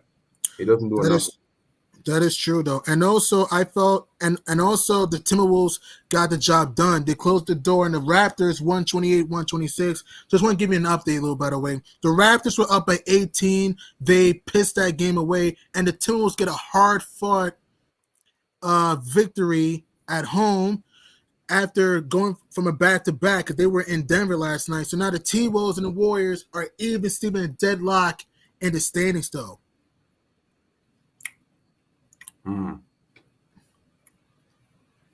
That's great. That's crazy, though. Who would have thought that in just 1 year the Warriors would be down where the Timberwolves are at? I mean, the Timberwolves have been a disappointing team as well. So I thought they were going to be a better team this year, but they haven't been. They are 22-24, but I expected them to be maybe a 6th seed, maybe a 5th seed in the Western Conference. I wasn't saying top 4, but they should be better than they were last year. But they have not. They have underachieved this year. And Rudy Gobert is become now possibly trade bait, but he's such a liability in today's game because he can't shoot, and he's just a rim protector. He's not a guy who can really guard on the perimeter like that. So that is true, though. That is true, though. And the problem with Minnesota, they do well in close games, but sometimes the thing with the Wolves, I don't think they utilize their quickness and speed enough. If you watch Minnesota enough, I don't think the Wolves utilize their quickness and speed enough. And Edwards has he's a very talented player, athletic freak, can stroke it with the best of them. But sometimes with Ant-Man, I feel that he can sell too much for the perimeter shot and it doesn't mix it up, though. And D'Lo's had a good year. D'Lo started a little bit slow, but D'Angelo Russell's turned on the afterburners of the late, but he's hot and cold for me. They have a deep bench. You have Austin Rivers, Kyle Anderson, Naz Reid, etc. They have a deep bench, McDaniels, etc. It's just that I just think the Wolves just need I just think Minnesota just need a few more pieces in there and needs more execution if they want to get to the playoffs and be a threat. Okay. Let's take a look at the NBA schedule for Friday, tomorrow, right here on the Louis Sports Network. Let's take a look at the schedule for tomorrow. All right, tomorrow on our schedule for January 20th, we have the Pelicans and the Magic at 7 o'clock. We got the Knicks at Atlanta. What is going on with the Atlanta Hawks? And you see, they won 4 in a row. The Hawks are starting to boil up. They won 4 in a row, the Hawks. They have, but I'm disappointed in the 2 games they played against the Lakers. I felt like they really didn't care about both of those games. Like, the fact that John Collins got in foul trouble in both games bothered me. I didn't like Trae Young's body language, and the fact that I found out he's a client of Clutch Sports, it made me think, I'm like, maybe he kind of didn't play that way on purpose. I know he's had issues with Nick McMillan all season long. I didn't know that DeJounte Murray was a Clutch member too. And the funny thing is, earlier in the season, that backcourt was working very nicely. But my issue with Trae Young has been, for what I've seen for pretty much his whole career, you take away his free throw attempts, on top of the fact that he's very inefficient and he jacks up shots when he doesn't play within the flow of an offense because he's very ball dominant, believe it or not. The Hawks are not going to be that good of a team because they have a decent team, but Trae Young does not like to play within his system. So, and he's not as effective when you play a physical style of defense on him, and on top of that, he's not able to make his threes at a very good clip. You take those things away, Trae Young is very ineffective and he becomes liable, especially on the defense, because he's very small and he's not a good defender. And he's very frail, so it's going to be easier to kind of push him over a bit because he's not that strong. So makes it difficult. But yeah, the Hawks have been also another disappointing team. I thought that they were going to be, considering where the East is at, especially the bottom part, I thought they would be better. But the fact that they've won 4 in a row, so let's see if they could get something going now, at least at this point. Right. I will say this about Nick McMillan, though. they need to move on from Nate McMillan because, like I said, and we've talked about this so many times. I've said this about Nate McMillan before. Nate McMillan, especially when he takes on new jobs, I don't look at him as an 82-game season coach. I always look at Nick McMillan as a 41-game coach. Like, he's good. He coaches well for like about half of the season. I never see him coach well for like an 82-game season like that. Like, if you're looking for consistently good coaching, Nick McMillan is probably good for like half a season. And this is coming from a guy who was a very good defensive player when he was healthy. But you remember when they first hired McMillan, how well did the Atlanta Hawks play? They got a new coach. They were playing great. They went all the way to the Eastern Conference Finals. But after that, what have they really done since then? They had a good second half last year after they got off to a slow start last year. But they got ousted by Miami in the playoffs in 5 games. And then this year, they get off to a good start, but then they went through that really bad dry spell. They're playing well a little bit as of late, but that's my problem with Nate McMillan. He's kind of like inconsistent coach. Inconsistent. He's an inconsistent coach to me who, just like I said, it's like he coaches in halves instead of like the whole season. Because good to great coaches are able to coach their players for 82 games. But with Nick McMillan, it's like he has to be on a hot streak in order for him to be a good coach, because then once that hot streak goes away, it's like it's back to normal, and then it's like they really struggle. That's true. And to be honest, man, the Hawks should not have made the playoffs last year. It should have been the Cavs, bro. If it wasn't for the play-in tournament, the Cavs would have been in, not the Hawks last year. And also 2 years ago, Atlanta was started 14-20, to your point. Then it went 27-11 to skied their way into the playoffs to win 41 games, in which they killed the Knicks in 5, beat the Sixers in 7, and took the Bucks to 6 and almost beat them. Atlanta's problem, man, I know they're starting to burn up right now. They won 4 in a row. I don't think they have a leader. Atlanta doesn't have a leader to me, though. That's another issue. They don't have a leader. Their bench is inconsistent for me. Also, injuries. Trae Young injury prone sometimes. DeJounte Murray injury prone sometimes. Clint Capella injury prone. Bogey injury prone. That team, I mean, they just haven't consistently connected. And if you watch Atlanta all year, this team takes too many threes, and they're not even a good three-point shooting team, though. They got to use more mid-range shots if you're the Hawks. I know they're starting to play well now. They won 4 in a row. But if they really want to spread their wings and truly fly and sky, they're going to need to mix and match their offensive game. Yeah, I'm disappointed in the Atlanta Hawks. I thought that they would be a much better team this year. People were raving about the DeJounte Murray signing and how it would be good with Trae Young to not having to do so much because they have another ball handler. Trae can play off the ball. But the problem is Trae loves to be on the ball more than he likes to be off the ball. And G-Money mentioned they're not a good three-point shooting team, but they take too many threes. But that's also a product of this era. This era is about the three-point shooting because it's about offense. It's about the production of the offense, which is why many teams shoot many threes. Like I said before, not everybody should be shooting threes, but it's the era that we're in. Guys like to shoot a lot of threes. Right. And but like G-Money said, that's a team they're really lacking leadership. Like you can see it. The fact that Trae Young has been having issues with Nick McMillan, some of the people from the coaching staff. Trae Young is not a leader. So, and the fact that he's a clutch client, that makes it even worse because it almost makes it seem like take him off of there and let's say if the Lakers were able to make a move to get Trae Young. How much you want to bet Trae Young plays better with the Lakers? I think Trae would fit. How much you want to bet? I think Ice Trae would fit on the Lakers. Good ball handler.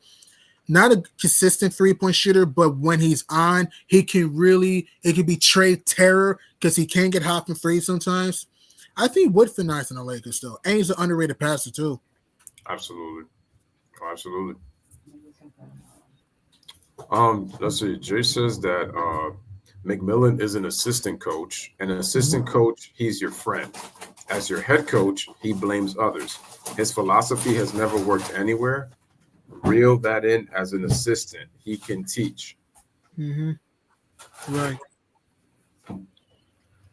Yeah, if you listen to his if you always listen to his post-game interviews, you could kind of hear, you could even hear it in his words that he kind of tends to point the finger when his basketball teams kind of tend to lose as to why they lost. So you hear it a lot in the subliminals. Okay. So G Money, realistically, do you think the Lakers can make the playoffs? They haven't played great, but like we saw in the standings, they're only 2.5 games out of the 6th spot, 3.5 games out of the 5th spot. Can the Lakers make the playoffs in the second half of the season? I mean, the Lakers can. The season's finished. Sure, they can make the playoffs. I don't think they will, though. They can get in. Of course, the seasons are finished. They have a chance. The games have to be played, but I don't think they will. Because here's why. I don't trust their bench consistently. LeBron's had a great scoring season, but in the fourth quarter, he's been inconsistent. Russell Westbrook's turned back the clock this year, but he makes terrible decisions. AD, he had a monster stretch during the season, but sometimes he's hot and cold, man. So yes, the Lakers can make the playoffs, but I just don't think they will. There's too many young teams. I think the Warriors will turn things around at some point. I think the Blazers are still tough. The Thunder and OKC's been a shocking team, man. Notice how good they've been this year. Oh, I think OKC will be up there in the thick of things. Even the Jazz will start to find their rhythm again. The Suns will start to wake up. The Lakers can make the playoffs, but they won't. Okay. Here's my problem with the Lakers when I watch this basketball team. The issue with the Lakers is not their scoring. They're not a good three-point shooting team, and I remember when they lost 10 of their first 12 games, they were historically bad. They were historically the worst three-point shooting team in NBA history, not just in the NBA overall in 2022, 2023. They were the worst three-point shooting team in the first 12 games in NBA history. That's how bad they were. And they're still not a good three-point shooting team because they're 26 in three-point percentage. So that lets you know right there that they're not a good three-point shooting team. On top of that, the Lakers should be they're top 10 in free throw shooting and free throw shooting percentage, so they get to the free throw line plenty, which lets you know. The problem with that is they should be attacking the basket a lot more, and I even also they should be. The problem is Darvin Ham, and my issue with Darvin Ham is, did you know that he's part of Clutch Sports? Oh, I did not know that. No. Okay. On top of that, they don't practice. How are you going to develop chemistry if you don't practice? Darvin Ham already admitted that they don't practice. If you remember last year, Frank Vogel said the same thing, that the Lakers don't practice. And that's a problem. Do you remember Isaiah Thomas when he was with the Cavaliers, when he got traded there? He first came back from that hip injury. The Cavs were on a bit of a losing streak. And what did he say? He said they don't practice. Jay Crowder came out and said that the Cavaliers, they don't practice. I'm like, if you're hearing this from coaches, a former coach, and a couple of players that played with LeBron James, what is that saying about LeBron if they're not practicing? And what I notice is that the Lakers are capable of being good because they have good pieces on their team. They do lack shooting, but the Lakers have a good team. The problem is that I feel they need to get out of that LeBron system. Also, LeBron has to stop taking so many shots. People are saying, well, LeBron is in year 20. He's age 38. He has to do the most. LeBron honestly doesn't really have to. He has a good team. The problem is LeBron is taking most of those shots because of the scoring record. And I have a hunch that I feel like Anthony Davis is going to return after LeBron breaks that scoring record. And LeBron's getting closer. I heard that Anthony Davis feels no pain, but he hasn't practiced. And my thing is, okay, is he healed up? Because they said he hasn't been able to do like 5-on-5 drills. He hasn't really been able to do light contact. I saw him shoot the other day, but I believe honestly that this is a narrative ploy. I think that when LeBron breaks the scoring record from Kareem, I believe that that's when you'll hear Anthony Davis back in the lineup, just like that. And I know they are missing Lonnie the Walker. The fourth was actually been good for them this year, and obviously Austin Reeves. He kind of went down a bit because he was shooting in the high 50s early in the season. He's down to what 40, I think 48%, 49%, still good, but he dropped off from that 53, 54 that he was shooting earlier in the season. But But it's crazy for the Lakers because it's always been about what is the front office going to do to help the Lakers out. What do you think the Lakers need if they're going to be a playoff team in terms of trade? It's just kind of difficult. I just don't know what they can do, honestly, to help them. I mean, what kind of shooting can they find available, in the trade deadline? Man, that's tough. The guys you could get if you're the Lakers, I mean, I heard Gary Trent's name. Boyan Bogdanovic from the Pistons. I mean, Jordan Clarkson. That's the names I've been hearing with the Lakers. That's like the realistic players that the Lakers can get. I don't see Buddy Hield going anywhere. I know the Pacers have slid it off as of late, but I just think that when Halliburton comes back, I think Indiana is still going to be in the thick of things, though. The Lakers just need either Gary Trent, I would trade Pat Bev and maybe a pick or so for Gary Trent. And also, you can have Boyan Bogdanovic or Jordan Clarkson, one of those guys. I don't like the Jordan Clarkson move because Jordan Clarkson to me is he's feast or famine. He can score. Obviously, he definitely can score. He's a sixth man of the year, but he has low basketball IQ. So I would not take Jordan Clarkson. I would not take Jordan Clarkson on my team. It's because of that. And then Gary Trent, his issue is the amount of money that he wants. I don't know if he's going to be worth that much. Mm-hmm. And like I mentioned before, the Lakers do not practice, and you can see it in the way they play on the floor. They try to rely on talent, which they do have, but they don't practice. So there's a lack of chemistry. And Darvin Ham has talked about accountability, playing in the real system. They're really not doing any of those things. I still see the LeBron system at times when I watch him. It's just the difference is LeBron is jacking up more threes, and he's now taking the most shots on the team. He has to do that in part because Anthony Davis is out injured. But I feel like LeBron could actually move the ball a little bit more, and so they could get some good ball movement. And I feel like it would open their shots. I mean, because look, Thomas Bryant, where would the Lakers be without Thomas Bryant? Oh, they'll be stuck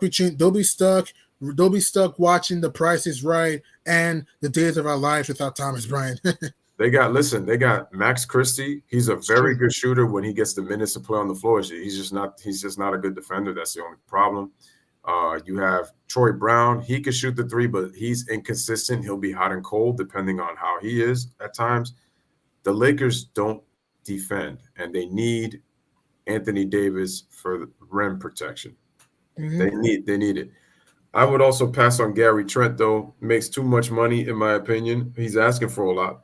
What about Bogdanovic? We want Boyan Bogdanovic from the Pistons. How much is he making? I think Boyan, let me check.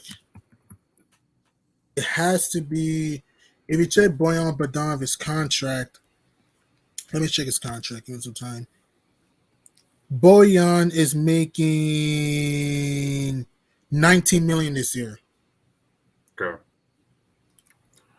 Because all season I've heard about Buddy Hield. That's a pass as well because Buddy Hield, even though he shoots a three, Buddy Hield, for the most part, tends to disappear in second halves.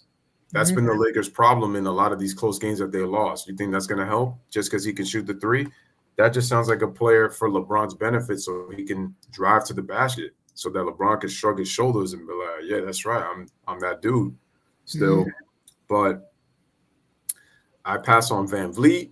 I would pass on Gary Trent. OG Anunoby is a player that I would like to have. I feel like he's, to me, the more valuable piece if I was to go that was another player I was thinking about. Get OG Anunoby. 3-and-D guy can hit the corner three and can be like your gum in your hair, can lock you up and be like the Hulk on defense, can lock you up from the perimeter. Yep, and athletic too. And the thing is also, though, and to be honest with you, though, I think Rob and Jeannie, to me, have done enough. I mean, they've gutted this roster as much as they could. Some people feel that Rob is he's just a piece because people are blaming Rob Pelinka like crazy, and they've tried to connect him to Kobe. And the thing that doesn't make sense to me is Rob is an agent, and he went from an agent to a general manager for the Lakers. And he's gotten blamed for the way the roster is constructed and all this kind of stuff. But again, I've said this before. Rob, to me, is just a piece in the organization. He may be a GM, but he's not really a GM. The guy who's calling the shots is the guy who's playing basketball right now. He picks and chooses when he plays, and that's just the truth. Mm-hmm. I know people want to deny it, but it's the truth. Like, because LeBron and the Lakers, they got to play the Grizzlies on Friday. I think they're going to lose. Memphis is too fast for LA, and Memphis will kill him on the glass too. I think the Grizzlies going to scratch and claw and put the Lakers to hibernation for the 12th straight win, which would be a franchise record for the Grizzlies. Also, I just think the Lakers have to get younger and start over. I just feel like trying to win now when they've already gutted their roster. They only have 2 picks for the future, and with the fact that they they don't have really like a lot of assets. And the thing is, what's hurt the Lakers is that a lot of players who should have good trade value at some point in the season have really struggled to play. So the lack of consistency has really hurt the Lakers from trading anybody to kind of give them any sort of value. And when they had the opportunity, they didn't trade. And quite honestly, they're not even going to. They're not even. I just feel that Rob and Jeanie are just kind of, to me, they might stay still. And quite honestly, LeBron's only really got to worry about this season. He's tradable in the offseason. And if I'm the Lakers, I try to trade him because I know Jeanie wants to keep him because she wants to sell tickets because LeBron makes you money because he's still a box office draw. But they're not. The Lakers aren't going anywhere, especially if Anthony Davis can't stay healthy. You have to start over. The Russ experiment has so far been a failure. LeBron only got Russ because he thought he could win a championship with him and tried to spite KD with it. It's backfired, and Russ has only been the scapegoat. And I knew Russ was going to be the scapegoat from the minute he joined this team. I knew. Right. You know what Russell Westbrook was. So the fact that people being surprised and, oh my God, Russ is the worst, this and this and this. You guys knew what Russell Westbrook was for years and years and years. There's just no way. Like, quite honestly. Right. Like, and also LeBron's financial draws are late. Yeah. Yeah. Jeanie Buss is not a leader. She's not her dad. She was a businesswoman in the organization before she bought the team. Her brother didn't do anything to help the Lakers. I'm sorry. And quite honestly, she's been listening to the Rambuses who were there, which purpose do they serve in that office? But she's been listening to bad advice. Phil Jackson has been giving her advice. Basically, it's like Jeanie cannot think on her own in terms of. Yeah, she has to stop listening to those guys. You know what I mean? I agree with you. She has to stop listening to those people. Just stop listening. You have to bring in people that actually know the game. Phil Jackson knows the game, but let's be real. He dated her, so there's going to be a little bit of favoritism there. So, quite honestly, Jeanie's going to have to step down if she's incapable of running the franchise, but I don't see that happening, knowing her. Nets World says you're still streaming. Yep. Let me just check.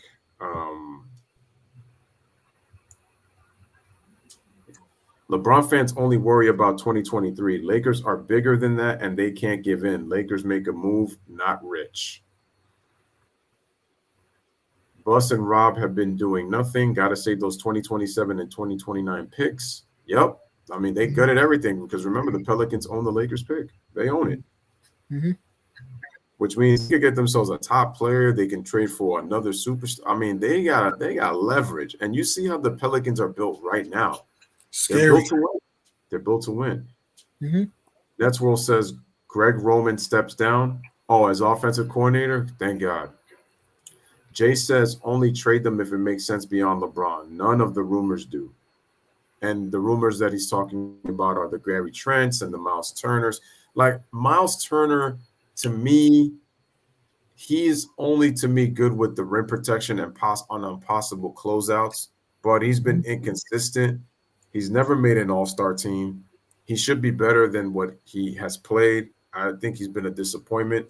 He came in as regarding as possibly he came in with a lot of talent in terms of what he could do. Versatility, but he's failed to live up to expectations. So if Lamar struggles again this year and gets hurt, Lamar Jackson to me ain't worth that money.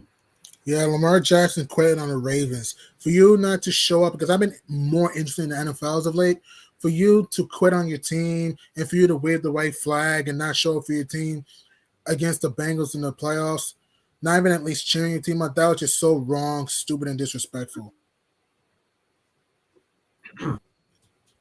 Well, I don't know what the extent of Lamar Jackson's injury is, but all I know is if I'm the Ravens, I will not pay him $300 million. I just think that's a lot of money to pay for a quarterback. Because the thing is, if you do that to a quarterback, what's going to happen is that to handcuff your franchise, then other players on your team, you're not going to be able to maintain. You're not going to be able to give them longer deals if they want.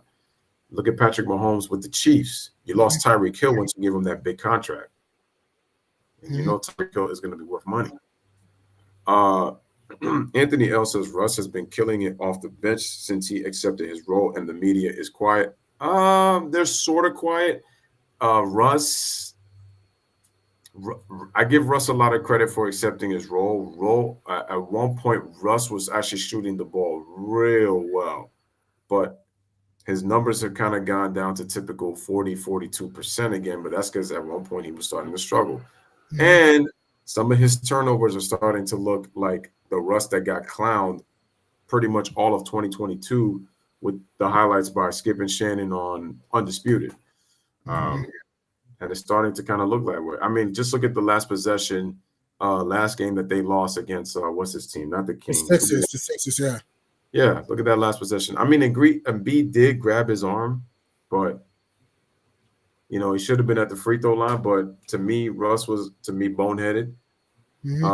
And then he tried to pass it late and then ended up hitting the rim. But at the same time, though, I blame LeBron and I blame Darvin Ham. Agreed. LeBron never came for the ball because he doesn't want to go to the free throw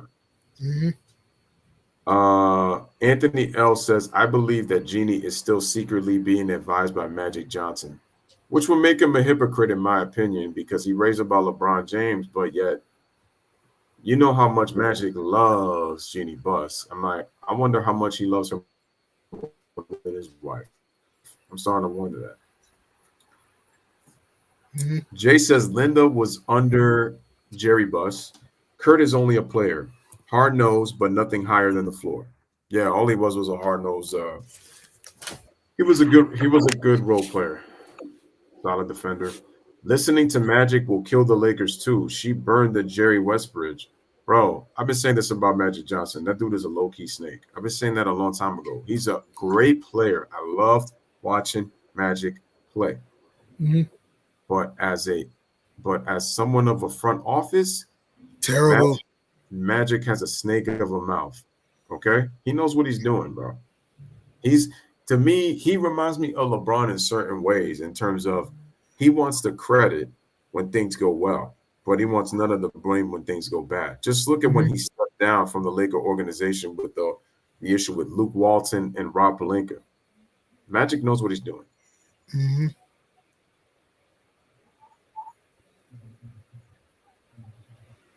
Anthony L does have a point. No other stars get criticized for boneheaded plays at end of games other than Russ. It's easy to pick on Russ because the media just don't like him. I agree with Anthony L on there. Yeah, we said.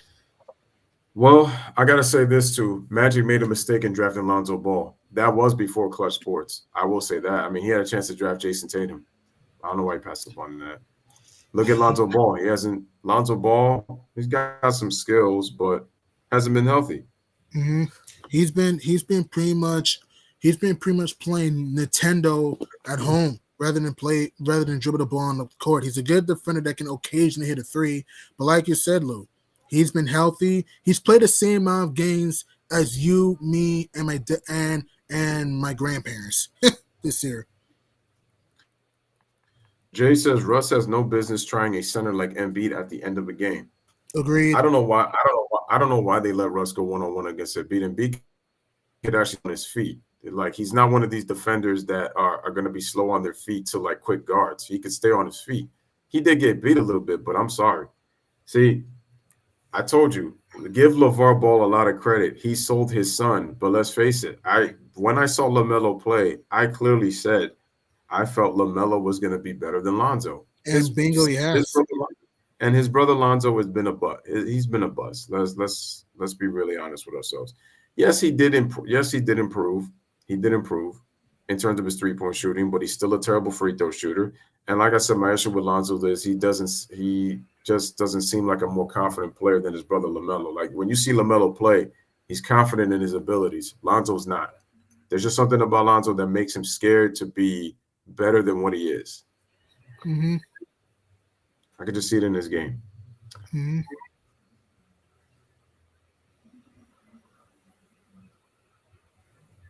Well, quite honestly, because LeVar Ball wants to listen. LeVar Ball is a marketer. That's what he does.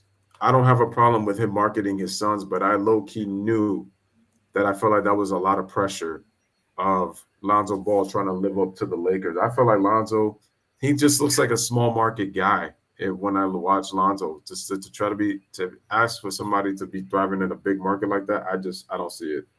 Mm-hmm. I don't see it. I feel like he's just more comfortable in a small market. That way he has a chance to grow, less pressure. He was put pressure on when he was going to be with the Lakers, and I knew he was going to flop. I knew. And I don't wish that on Lonzo. It's just what it is. He had potential, but I just knew he was going to flop. Mm-hmm.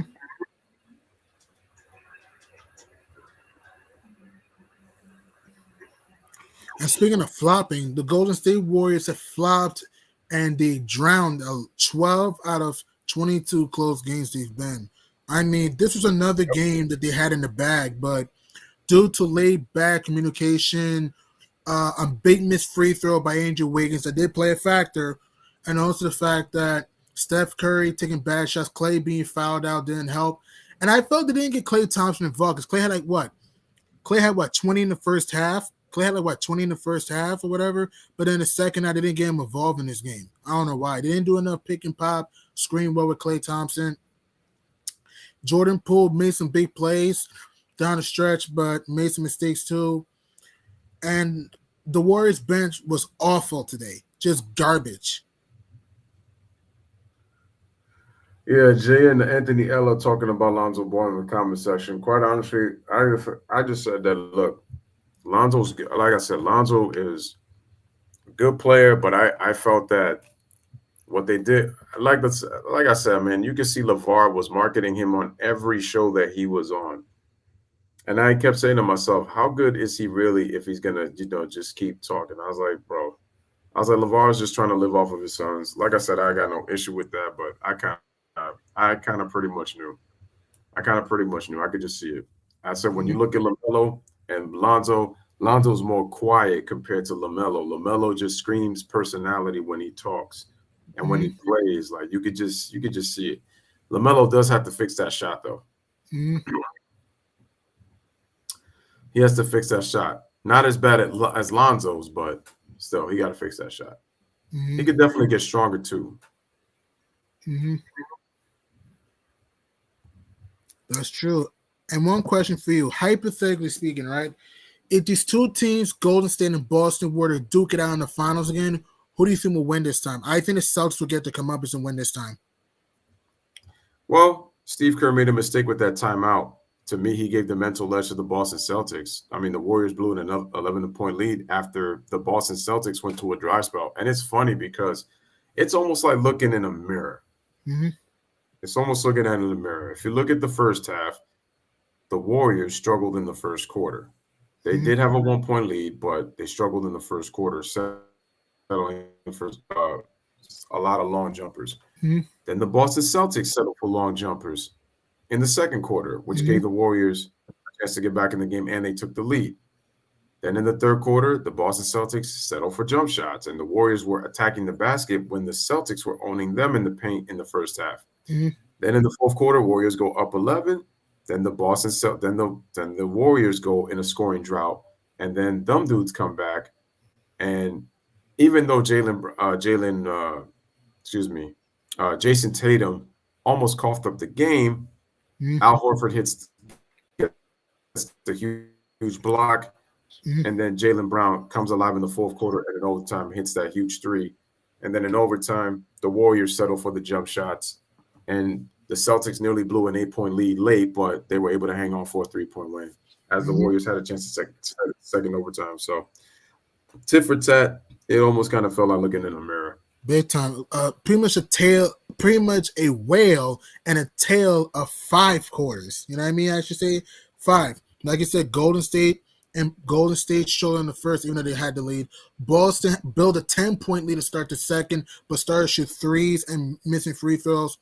Third quarter, like you said, I agree with this. Boston continued to shoot jumpers, but the Warriors continued to shimmy their way to the rim.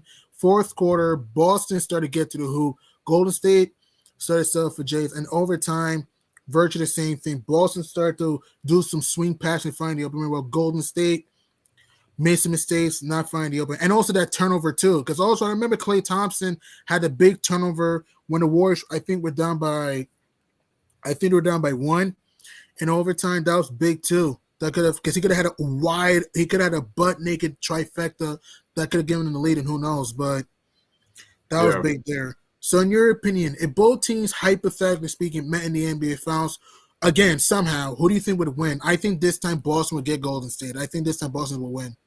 No, if you have to say right now, you have to say the Boston Celtics. It's like I said right now. I feel like mentally, right now, they have the edge over Golden State. Golden State has to figure out how they're going to play better for the second half of the season.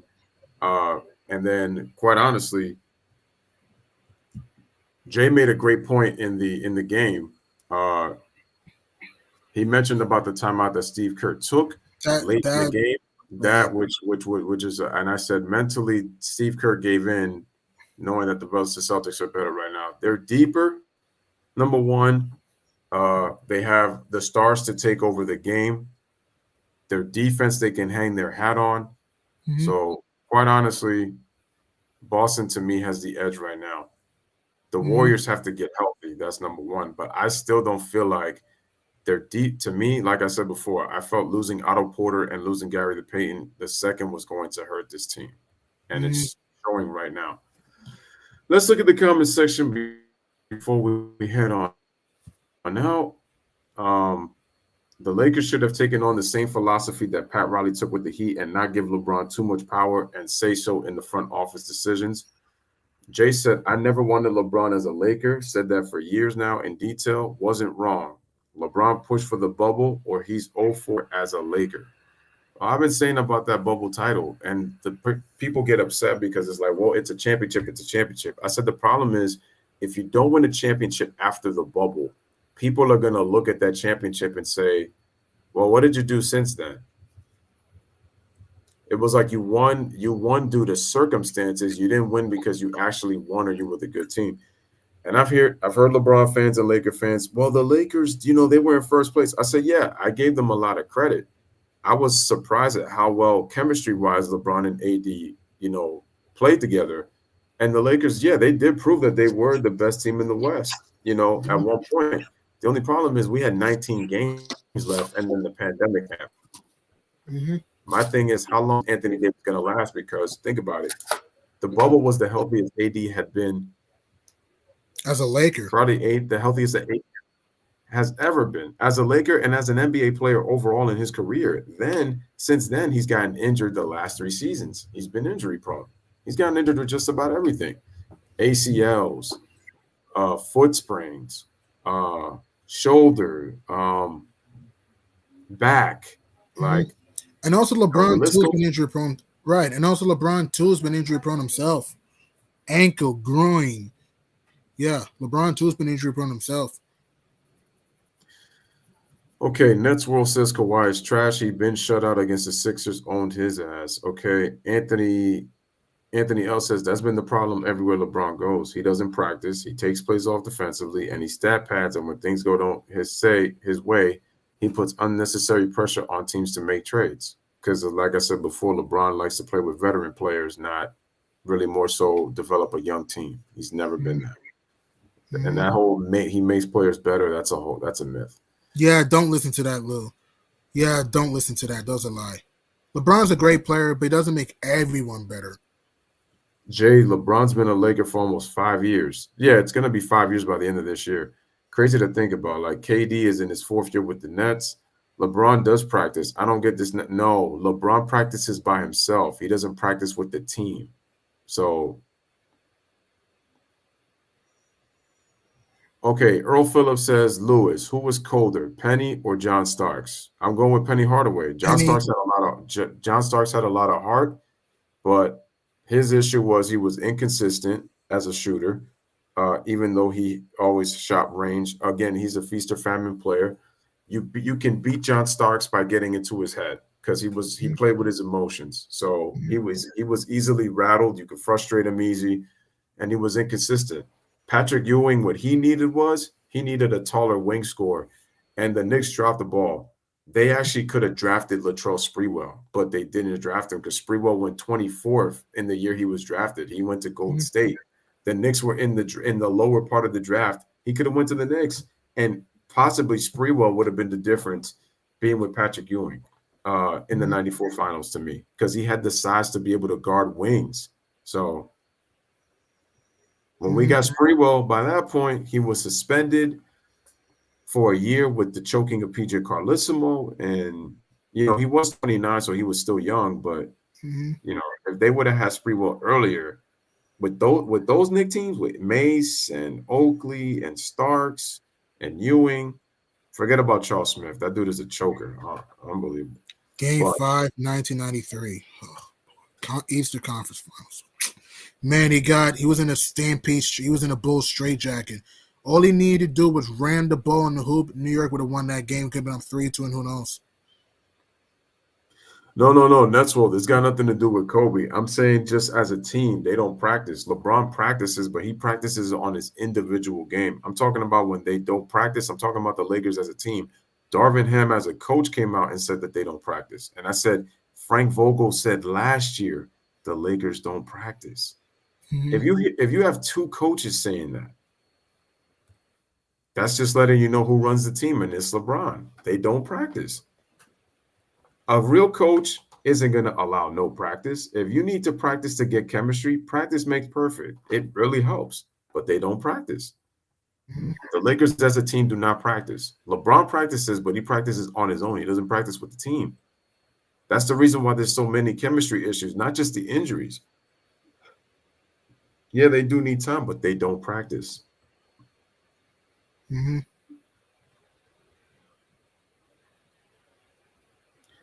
Jay says AD got injured playing team catch with a football, not at practice. Maybe if LeBron practiced, he wouldn't be the third worst three-point shooter. Yeah, it's got nothing to do with being Kobe level or anything like that. As a team, they don't practice. I'm not even comparing him to Kobe or Mike. Even if Kobe and Mike work on their individual games, they do practice with the team. It's just he doesn't. LeBron doesn't. He practices, but he practices his own game. He doesn't practice with the team. That's why people come out and said that he doesn't practice. Two coaches are telling you, and Darvin Ham's a close client. Earl says Penny was my boy in that era. Yeah, I would choose Penny over John Starks because Penny was fundamentally sound. My only issue with Penny was he sucked on defense. John Starks was a better defender than Penny Hardaway, but Penny Hardaway at his size had great court vision, and he definitely had the ability to score. But Penny was so fundamentally sound. He was ahead of his time at that size, playing the point. Right. He just I was just going to say, and he just sucked defensively. But when it came to his offense, he had a real good bag of skills. Right. Prayers up to Ernie Johnson. Sadly, he lost his mother. Her name was Lois Johnson. Rest in peace to Lois Johnson. Prayers up to Ernie Johnson. Prayers to Ernie, man. Sorry to hear that. That's tough to hear. Anthony L says, but the media killed Iverson for missing one practice. What people forget about that situation, one of Iverson's close friends had passed away, which is why he missed the practice. But the media didn't know about it. And the thing is, the media, they didn't like Iverson because of what he represented. Right. Okay. All right, ladies and gentlemen, this is the end of the stream. Right now, Brooklyn is down by 15 to Phoenix in the second quarter. They're getting scorched in the sun right now. It's been a sunrise, and the Suns are burning up the Nets right now. Yep. And the Blazers getting smacked by Sixers down by 24. Yikes. Yeah, Anthony L says it's all about accountability, and people act like they're afraid to hold him accountable. They can be his fans of his, and they still hold him accountable. That's my problem with Bron fans. They just don't hold him accountable for anything. They are straight delusional when it comes to certain things about him. Yeah. He's a great player. I just wish they hold him accountable. They do that, trust me, he'd be more respected. But LeBron just wants to be validated, and he don't care how he does it because he knows his fans are gonna hang on to every word he says, even though it's not true. It's all about narrative. They do it with every other superstar. Yeah, true. All right, ladies and gentlemen, G Money, great stream, great shot, great commentary. This was a great one. 121-118. Boston wins to extend their record to 34-12. Warriors now 22-23. Before we close out, I want to thank G Money for being my special guest. And for tomorrow, let's look at that schedule. We have Clippers in San Antonio, Miami, and Dallas at 7:30. New York and Atlanta. New York and Atlanta at 7:30. We got Memphis and the Lakers at 10. Oklahoma and Sacramento at 10. Once again, shout out to the Sacramento Kings. I also want to give a shout out to Oklahoma City. They're playing better. They've played really well. Brooklyn and Utah. It looks like and the Lakers are soon going to be on their Grammy road trip pretty soon. After their home game against Memphis, they got some road games coming up. They're going to be in Boston. They're going to be in New York. They're going to be in Brooklyn. Indiana, New Orleans in there, yeah. So they better get ready. And I don't know how long it's going to be till AD comes back. So Iverson didn't get many paid like LeBron and his company usually do. Oh, yeah. Iverson was kind of more, on songs of him. Anyway, G Money, where can they catch you next time? And I'm actually going to pick the game tomorrow. I guess we could probably do the Heat and the Mavericks tomorrow at 7:30 if you're available. Yeah, I'm available. That we can do Heat Mavs tomorrow. And also another thing too, you can also see me at two channels. One, BX Sports Jedi Network for my G Money Hoop Show, and also subscribe to the Last Laugh podcast with me, Z, Biggie, and Prince. The Last Laugh podcast. All right, you guys heard it here, man. So smash the like button, hit that subscribe button for the Louis Sports Network, hit the like and subscribe for both of the channels that G Money just mentioned, where you can find him at G Money Hoops. Earl says catch you on the next one. Anthony L says give Luka Pascal Siakam at the deadline. He the missing piece. That would be spicy. It would be nice to look at it done. Whew. All right. So from the Louis Sports Network, man, have a great night, guys. We will see you tomorrow. You already know what the deal is. Bless up, live, laugh, love. Thank you guys for watching, and you already know the drill. I am gone. Have a good night, everybody. G Money, stay safe. Man, be safe. So many times, and I just wish they would just stop. You know what I mean? Just stop. I mean, he was, Michael Jordan. I'm Kobe Bryant. I mean, we're two different players, and I wish people would just let it go. It really annoys me because you can't compare.